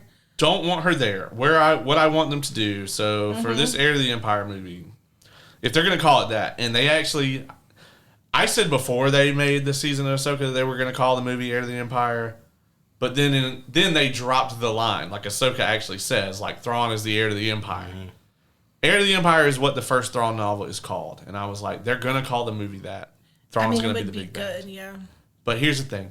if you're going to call the movie that, then you got to bring it. And I know Dave Filoni is the only person I trust to do it.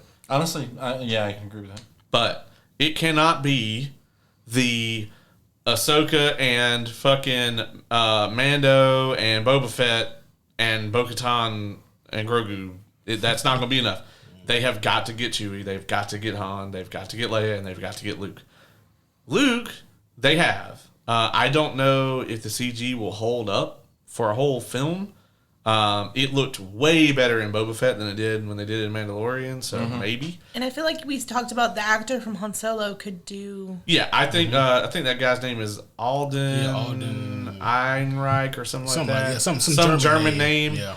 I feel like he's aged up a bit since the Solo movie. I think so. That actually makes sense. It's not a stretch. And then I think that Leia's daughter could play her. I think that is completely feasible. Her daughter is closer to the right age than Carrie Fisher would have been when she died anyway. I mean, so yeah, and hell, if they got to get Sebastian Stan to play Luke Skywalker, then they can do that too. I mean, honestly, God, yeah, like, Sebastian Stan looks just like that motherfucker. But I made him in a lab. He was supposed to. I would rather they do the CG and let Mark Hamill's voice be Luke. But I don't think you beat Thrawn with I hate to say it, with Ahsoka and the B team. No, that's true. I agree. I would not call Mandalorian the B team, but when it comes to fighting Thrawn, he's the B. He got his ass beat by Moff Gideon. Yeah, Moff Gideon fucking incinerated his ship, and now he drives around like a one-seater, a Naboo cruiser. No, I definitely agree. Like, don't get me wrong, Mando, dope as fuck.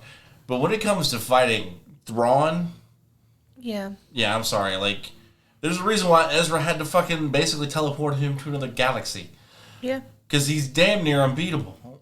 So we're talking about, and I have this similar conversation a lot, but when you're speaking about what canonically needs to happen for this to be a success versus what's the casual audience into right now and what can we do to gather success.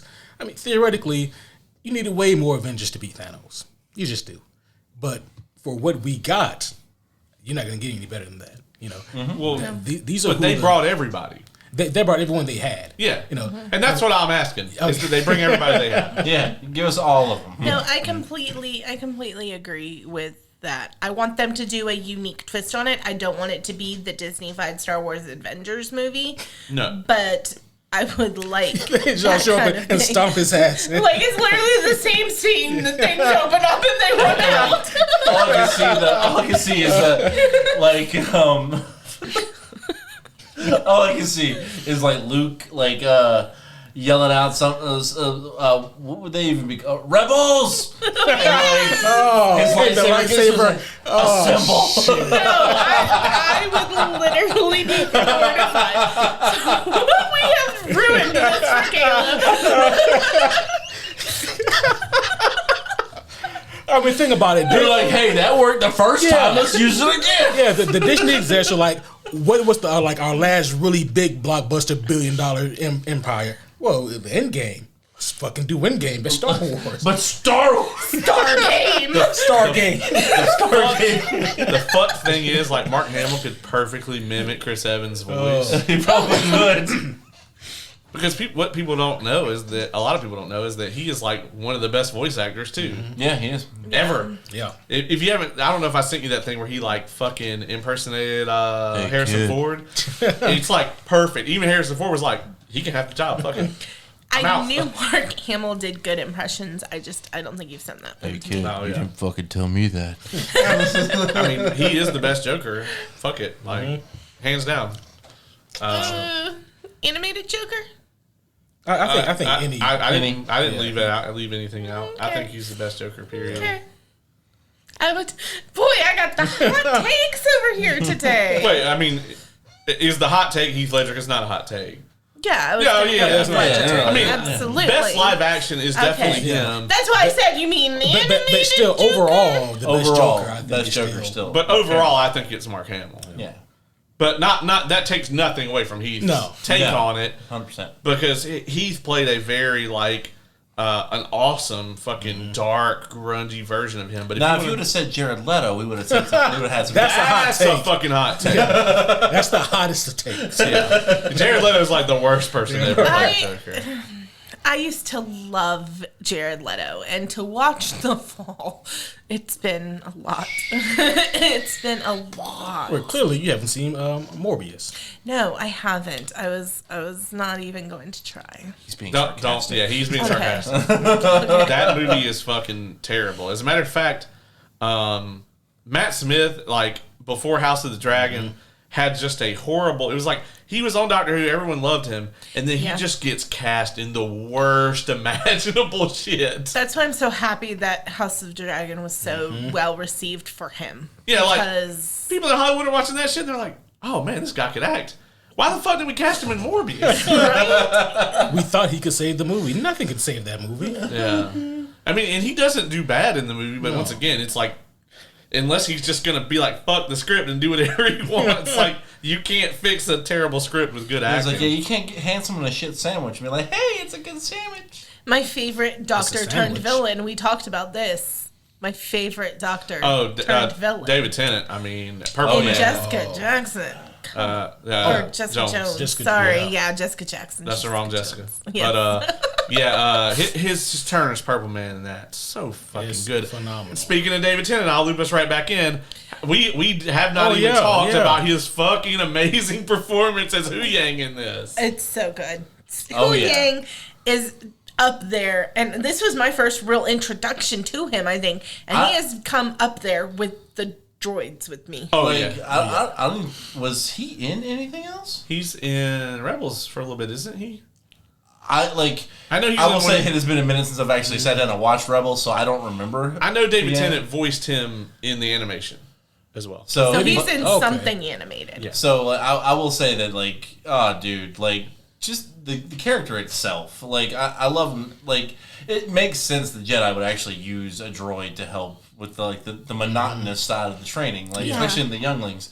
But like, just the overall well of knowledge that he is, it's so good. It is. I love the meme earlier. It's like, I am fluent in over 6 million ways of insulting Sabine. Yeah, I fucking love that shit where he just straight up was like, of all the people I have trained to do this, you are the worst. You are so good. Roasted. And the whole time. Yeah, and Ahsoka's just like, I don't think it's going to stand in her way. And he's like, I think it will. Yeah.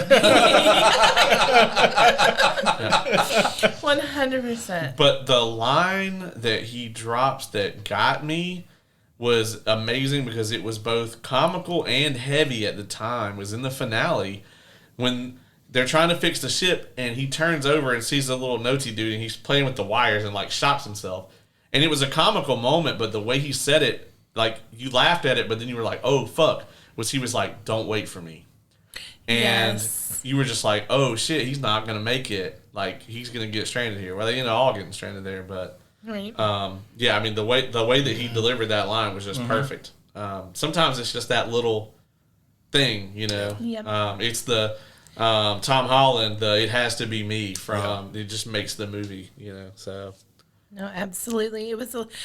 As soon as he dropped it, I was like, "That's foreshadowing." Also, cool thing, David Tennant also is the first person to say a long time ago in a galaxy far, far away. He's the first in a Star Wars movie. I was like, "That is super." But you know, I got to be honest, like that needs to be like the only time because I can see that just no. Were you and I talking about the crazy fan theory, or was that me and Baron? Either it's the only time, or like at the conclusion of it, where like maybe he's doing a C-3PO telling the story. I was gonna say that would have been appropriate. There is a fan theory out there that Hoyoung is the narrator from like all of the... He's telling all the stories.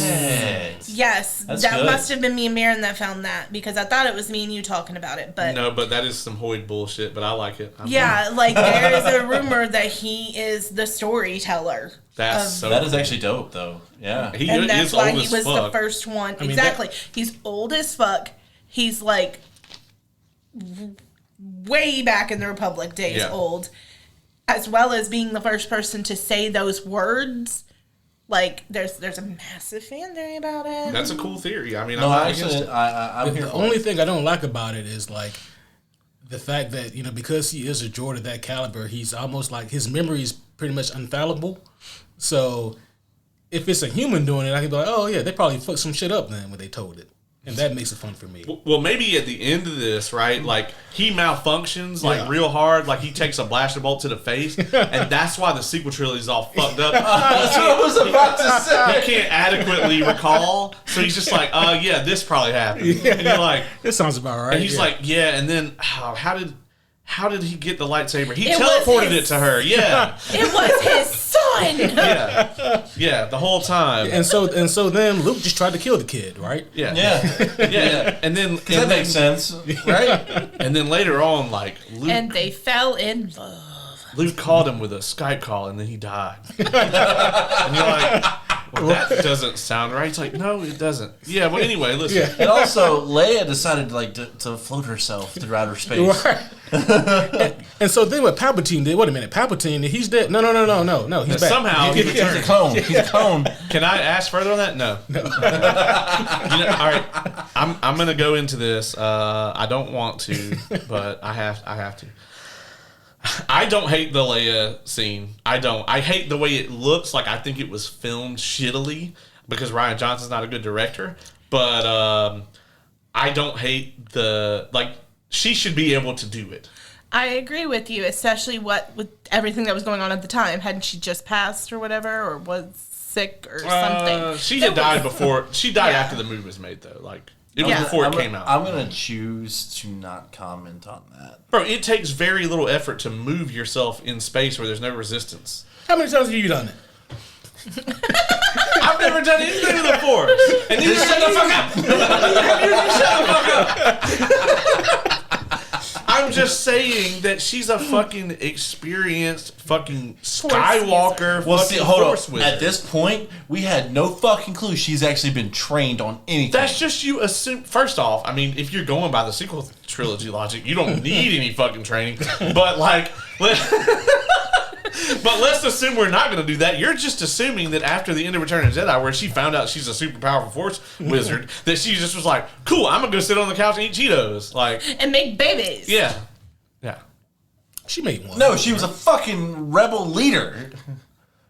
Well, Who trained in the she, Force? She was actually like she was the head of the defense council for a while. But what doesn't fucking matter. All I'm saying is there was no explanation of why she could do that at all until the third movie when they were playing. Oh shit, we forgot to to actually tell you about this. Yeah, here's a reason why she could do that. Well, I mean, I get that the storytelling structure is garbage, and I definitely think they should have revealed her Force training in a cool way and not in that way. But the idea that she can do it is completely fine. I've never argued that. Okay, yeah. I was just arguing the movie itself. Oh, the way it looks in the movie is god awful. and the explanation behind it, and up until that point. It's the overall presentation, like Just everything. the lack of lead up and the lack of explanation and like the way that they go about, telling us also- all about it. It's Not to mention that they just straight up murdered Admiral Akbar and Mon Mothma in that scene like that with no anything. Like, right. Yeah. How fucking dare they just murder Akbar like that? And also, don't get me wrong. Put some Don't get me respect wrong. on Akbar's Visually, I thought it was cool. But who the fuck drives in hyperspeed through another ship? Who the fuck does that? oh no, I'm just saying. that shit, that one scene is the worst. I said I wasn't going to do this. That scene is the worst scene in the sequel trilogy because it completely invalidates everything. Because it's just like, oh, the Empire built the Death Star? Well, cool. Why don't we just fucking put a Kamikaze. droid Yep. in a fucking X-Wing and light speed it through the bitch? Yeah. Oh, they built another one? Well, Do it good again. thing we got Do another it X-Wing. again. Like, it just completely, that and the whole fuel thing completely fucking dismantles the Star Wars lore from end to end and makes everything completely fucking pointless. Even the shit that they did in the last movie where they like put the Death Star beams on all the fucking Star Destroyers, which don't fucking terrible. But they were like, we gotta up it, But that shit was horrible also. And even then, it's like, why do that? Why even do that? You just build a bunch of like little ships and just fly them into the planets, just like speed them into the planets. As much as I hate those 3 movies, the rides are really dope. I've seen them on YouTube. They're pretty dope. I showed them to you. Yeah. They're pretty dope. Like, I would ride that shit. I would ride that shit. I hear that. You haven't ridden? I have never been to Disney at all. That's right, you're a Universal guy. Well, they're also, are they in Florida or are those exclusive They're to only California? in Florida. Really? Only Yes. in Florida? They're at Disney World, yeah. Are they? Oh, okay. Oh, no, I thought you said Land. No, they're exclusive to World. Yeah, they actually have the whole... Okay. I thought they were land. They have the whole, what's it called? Galaxy's Edge or whatever. Yeah, well, they closed that hotel. They're redoing it. Yeah. I think they were charging too much. I mean, I don't want to go into all It was that ridiculous. was going. Oh, for sure. I saw those prices one time. I mean, it's really freaking cool to be living in a fully immersive experience on this ship and LARPing everything. for adults. Yeah. It's a $26,000 Star Wars LARP, but okay. But it was super freaking cool, but the price point was not to sell. Like, no. It just wasn't. But Batu is gorgeous. And the rides are immaculate. And, I mean, the drone making, the lightsaber experience. Oh, dude, I want to go there just for that. Where you go into that room. You build your lightsaber from scratch. But Like, you can get better lightsabers elsewhere, right?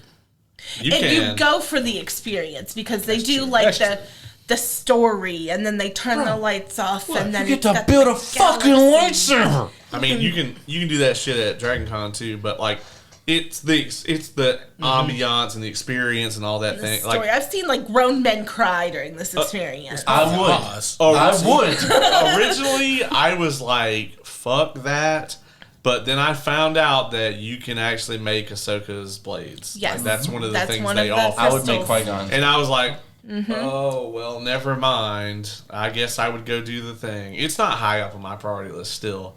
I do want those hilts, though.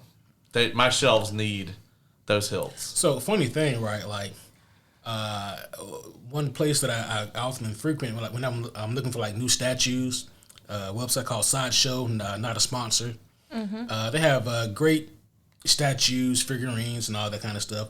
I was scrolling there just last week, and I saw it's on pre-order, but a replica of Ahsoka's handles, and they look cool as shit. If you got like a breezy, I think 1200, they can be yours. I can get the actual lightsabers for that like I could fight with. With a laser. From Ultra Sabers. Not a sponsor, man. Also not a sponsor. But I mean, I think the price point's $299, but you get like it's a metal lightsaber and you get the experience. Like I said, you pick out your crystal. They talk about the different ones and the different force powers. Like it's a full blown 45-minute thing. So I think it's worth it. That is a cool experience, and I poo poo on it, because I'm like, look at you fucking nerds. But truth be told, like if Avengers Campus ever opens, which I think is a terrible name, then I'll be there. Right. Yeah. And then I'll be back to talk about it in the podcast and shit on it. Yeah. I think the four of us should freaking go to Batu, if you would, and go and have a drink at Olga's Cantina. And if Jizz isn't playing, I'm gonna be upset. You said Jizz? That's what the type of the music that they play in the cantina. There's no way it's called Jizz. It is. I was gonna let it go. That is why I said it on air, damn it, because it's funny. At least we're 2 hours and 12 minutes into this. Maybe not a lot of people are gonna make it this far. In the first 5 minutes of the Dragon Con episode, I had already said cum gutters. So. Just to make sure everyone on air, like, it's like duck titties. It was a reference to Alexander Skarsgård also. So. Oh, nice. I am This episode is off the rails. I was talking about how I don't know if we were actually really on nice. the And it's the We tried. word for We did it try. now. I mean, I get it. Cum gutters, yes. And it's also pretty bad that when I have to try to rail us back in. That's when shit's just awful. Yeah, like we've given up. If you have to realize. Okay, let's score this thing. Okay. We've been at this for a while. Okay. I'm gonna let Oz go first here. We started with you. Do I need to go? Do I need to skip? No. Out of 5, out of 10, what are we We're doing out of 10. I'm gonna go with a 9. It is 9. Mostly because the first 2 episodes were really slow. The lightsaber fight between Sabine and Shin, but got seriously better after that and didn't stop. It just kept getting better. It peaked at 5, but then it stayed pretty steady. So I'm gonna give it a 10. Not a 10, 9. I definitely think the last half is tremendous. Like 100%. Yeah. Ace, what you got? Yeah, so for me, this was almost like watching 2 different shows because the first 4 episodes, particularly the first 3, really feel like a different ride from the last 4 or 5. But I thought that there was so much good stuff in here. I've mentioned several times already just the look and feel and atmosphere of the show. There was so much, not only money is easy to come by for this kind of corporation, but there was so much attention to detail, and there was so much to the aesthetic and feel of the show. Like, it didn't feel or look or seem cheap, but more than that, it felt like they put a lot of care into it, which goes a long way. I think that they did a really good job with the action scenes in the show as well. I like that they introduced all these characters that clearly I need to get to know more. But that kind of leads to some of the cons. For me, as someone on the outside looking in, there were just a lot of instances where these characters are supposed to really mean something to me. These characters are really supposed to be important. But I'm just, at this time, so up in the air with so many of these characters. I just need to see more before I can really be invested in a lot of them. But the ones that I am invested in, I would love to see more, such as Ahsoka, Baylan, Shin. I would really love to see more from those 3 in particular. Clearly, I'm going to get more Ahsoka, but the other 2, I'm sure we get something. But overall, I had a really good time with this show. I give it an 8 out of 10. Loren, what you got? I am probably going to go a little high and go like a 9.3. And the reason for that is because of how kind of bad the Obi-Wan show was. And this was Anakin the way that I wanted, if you would. And so that whole arc for me as a nostalgia is going to put this show really high because I remember watching Obi-Wan and I remember being, other than the fight scene and a few other different details, highly disappointed. You know, I had really high expectations for this. I don't follow the directors and all of that as closely as you guys do, so I didn't know it was going to be... These guys broke me. Got it. See, I didn't know it was going to be crap because of who was doing it. Like, I didn't know either until after like when the show was shitty, and then I saw the credits roll up, and I was like, oh, of course. So that was a letdown for me, and so getting this better Anakin content, as well as really loving the whole arc with Ahsoka and me having the relationship with the Jedi that I have, you know, because I have a personal relationship with this. I've been watching it for my whole life. Whole life, yeah. Exactly. So I do feel like I have a personal relationship with Jedi and Force and this and that and Sith and whatever. The relationship that I have with Jedi and the Force is so closely mannered by the one that Ahsoka or Sabine has that I felt like very represented, as well as really loving the Anakin content, where I was so let down by the Anakin content that I'd gotten just a year or 2 ago. That's why I'm going to give it a 9.3. I love it. I see everything you said there. I cannot be unbiased in this. Like, as much as I want to put my critic hat on and not and I knew this was coming and step back from it and not be like a fucking Star Wars fucking fangirl over this whole thing. I can't do it. I can't separate myself from it. Like, when I was like 8 years old, I had a copy of Return of the Jedi that was recorded on a VHS tape Google that, kids.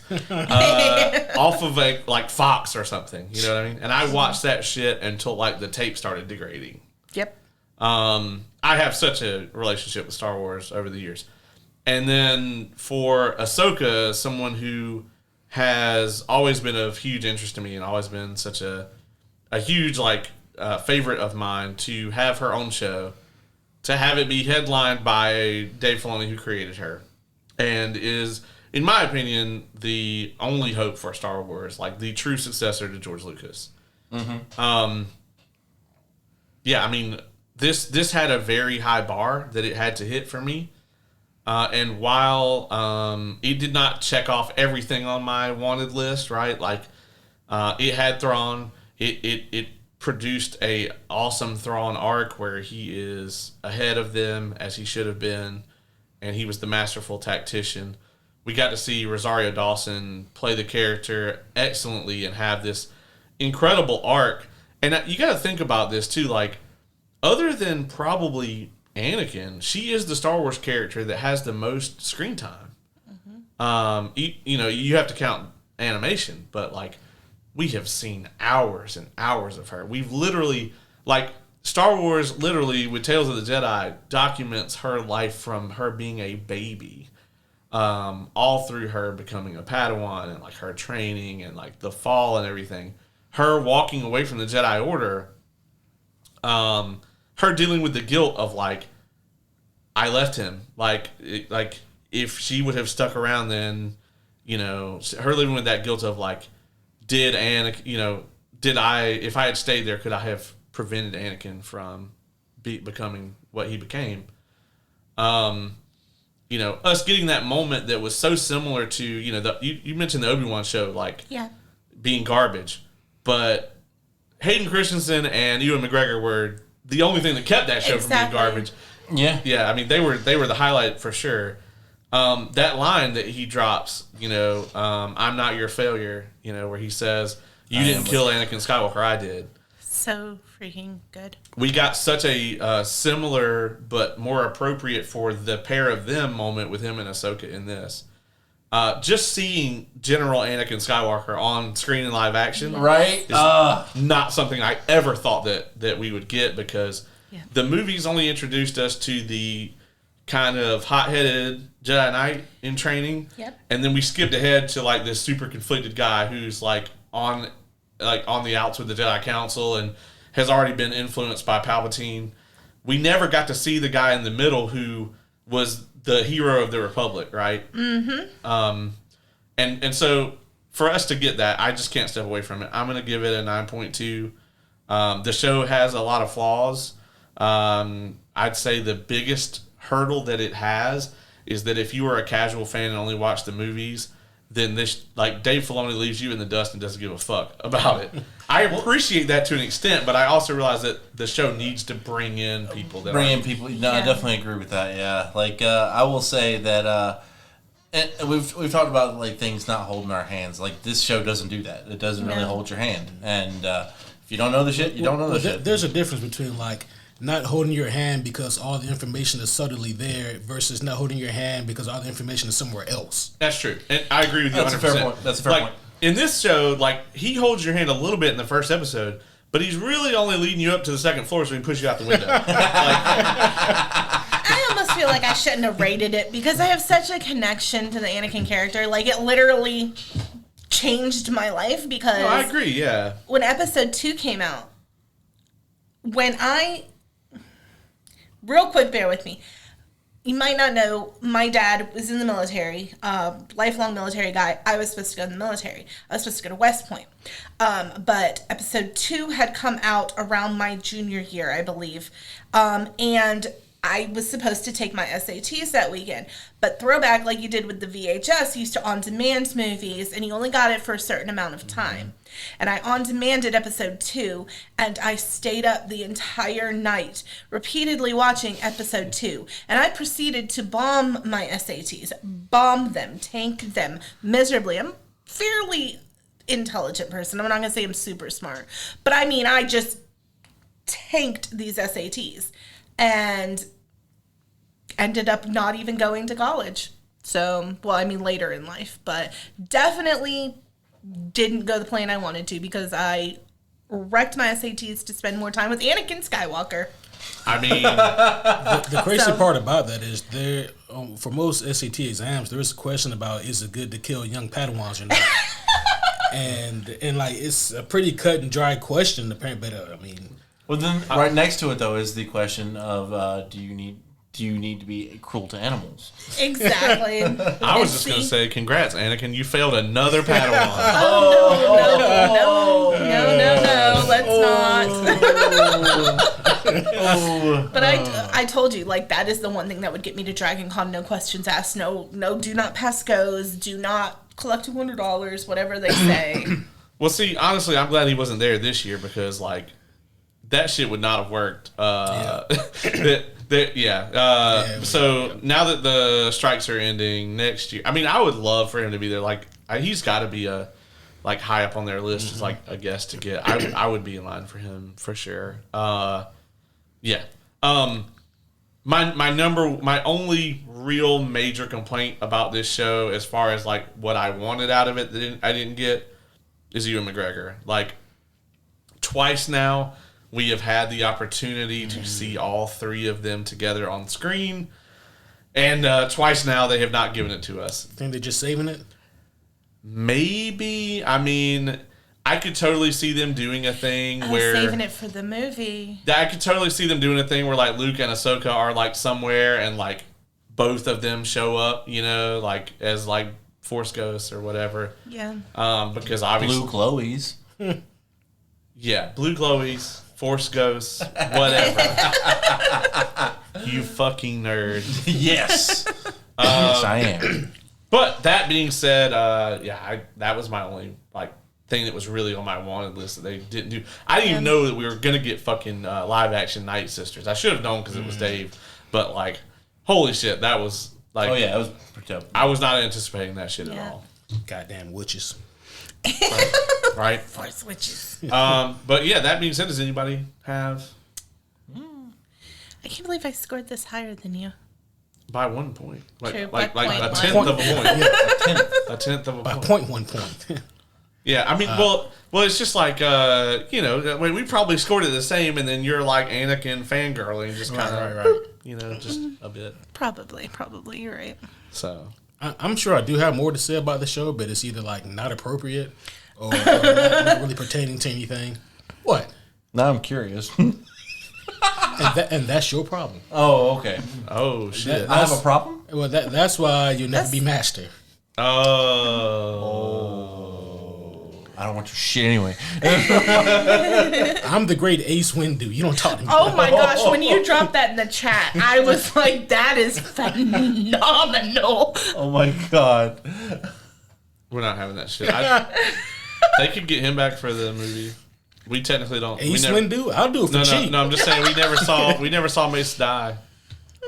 You just saw him fly out a window. He just got his arm cut off and got pushed out a window. For somebody as powerful as him, he should be fine. Yeah, he probably forced Fuck it, caught if himself. he's tired after, Secret Invasion, I'll do it. I'll say motherfucker. Well, real quick, before we go, why don't we talk about what we got coming up? For the folks that have been listening this long, we appreciate you.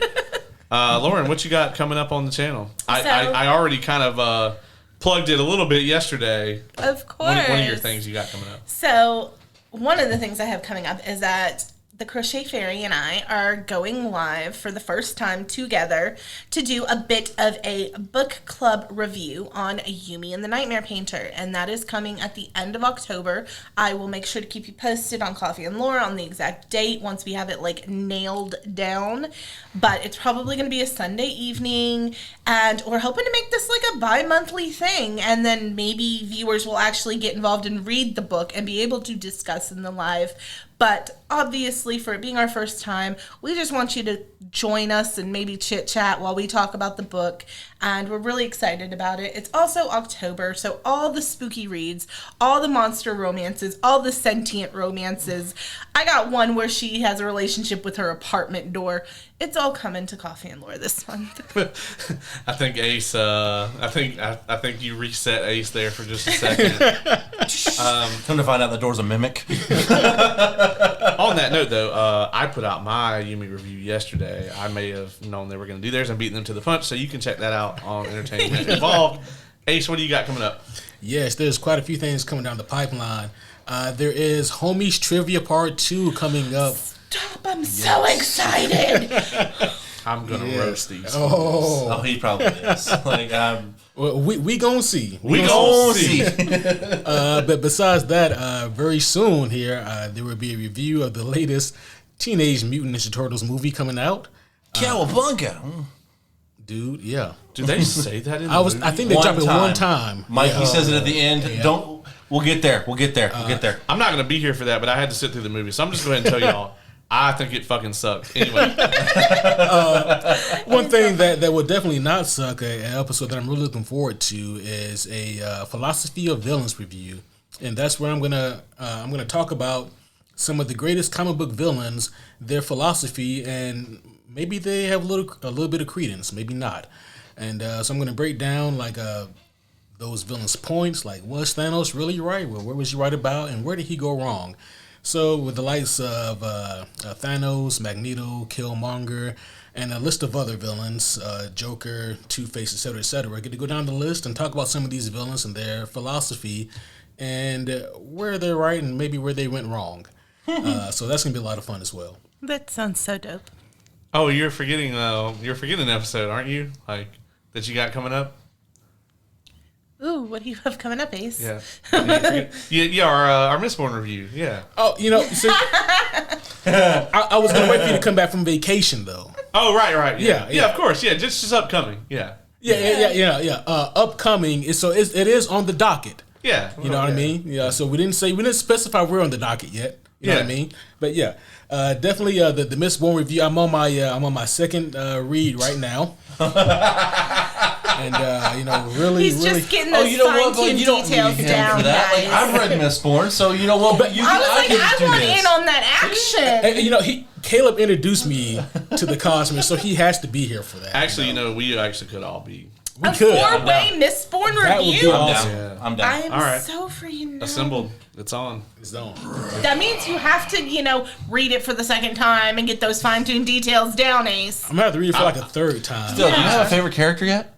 It's so hard. I'm actually gonna read it again for this though, because it's been years. I mean, it's been a long time. So I might listen to the Audible. I haven't done that yet. Oh yeah, Michael Kramer's soothing voice can lure you into the world of Scadrial.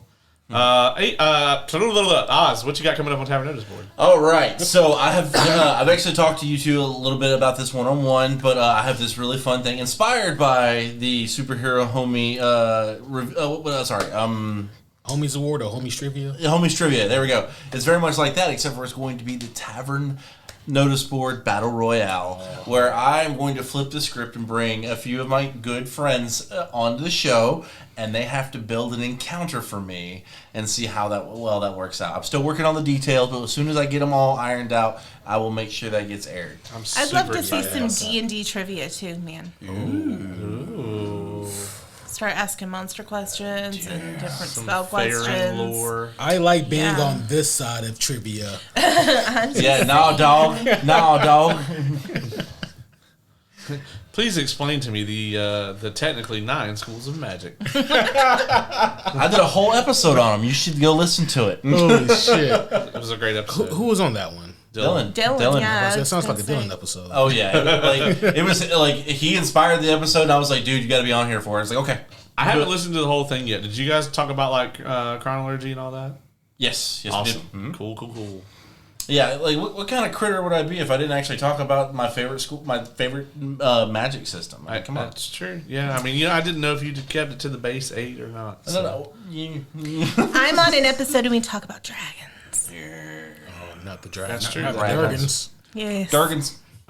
Coming up on Entertainment Involved, I am going to, when I come back from a much-needed vacation, I am going to start on our list of Nolan stuff. So I am going to be reviewing Christopher Nolan's entire body of work, other than the Dark Knight trilogy, which we reviewed on here, on Superhero Homies, and you can check that out there.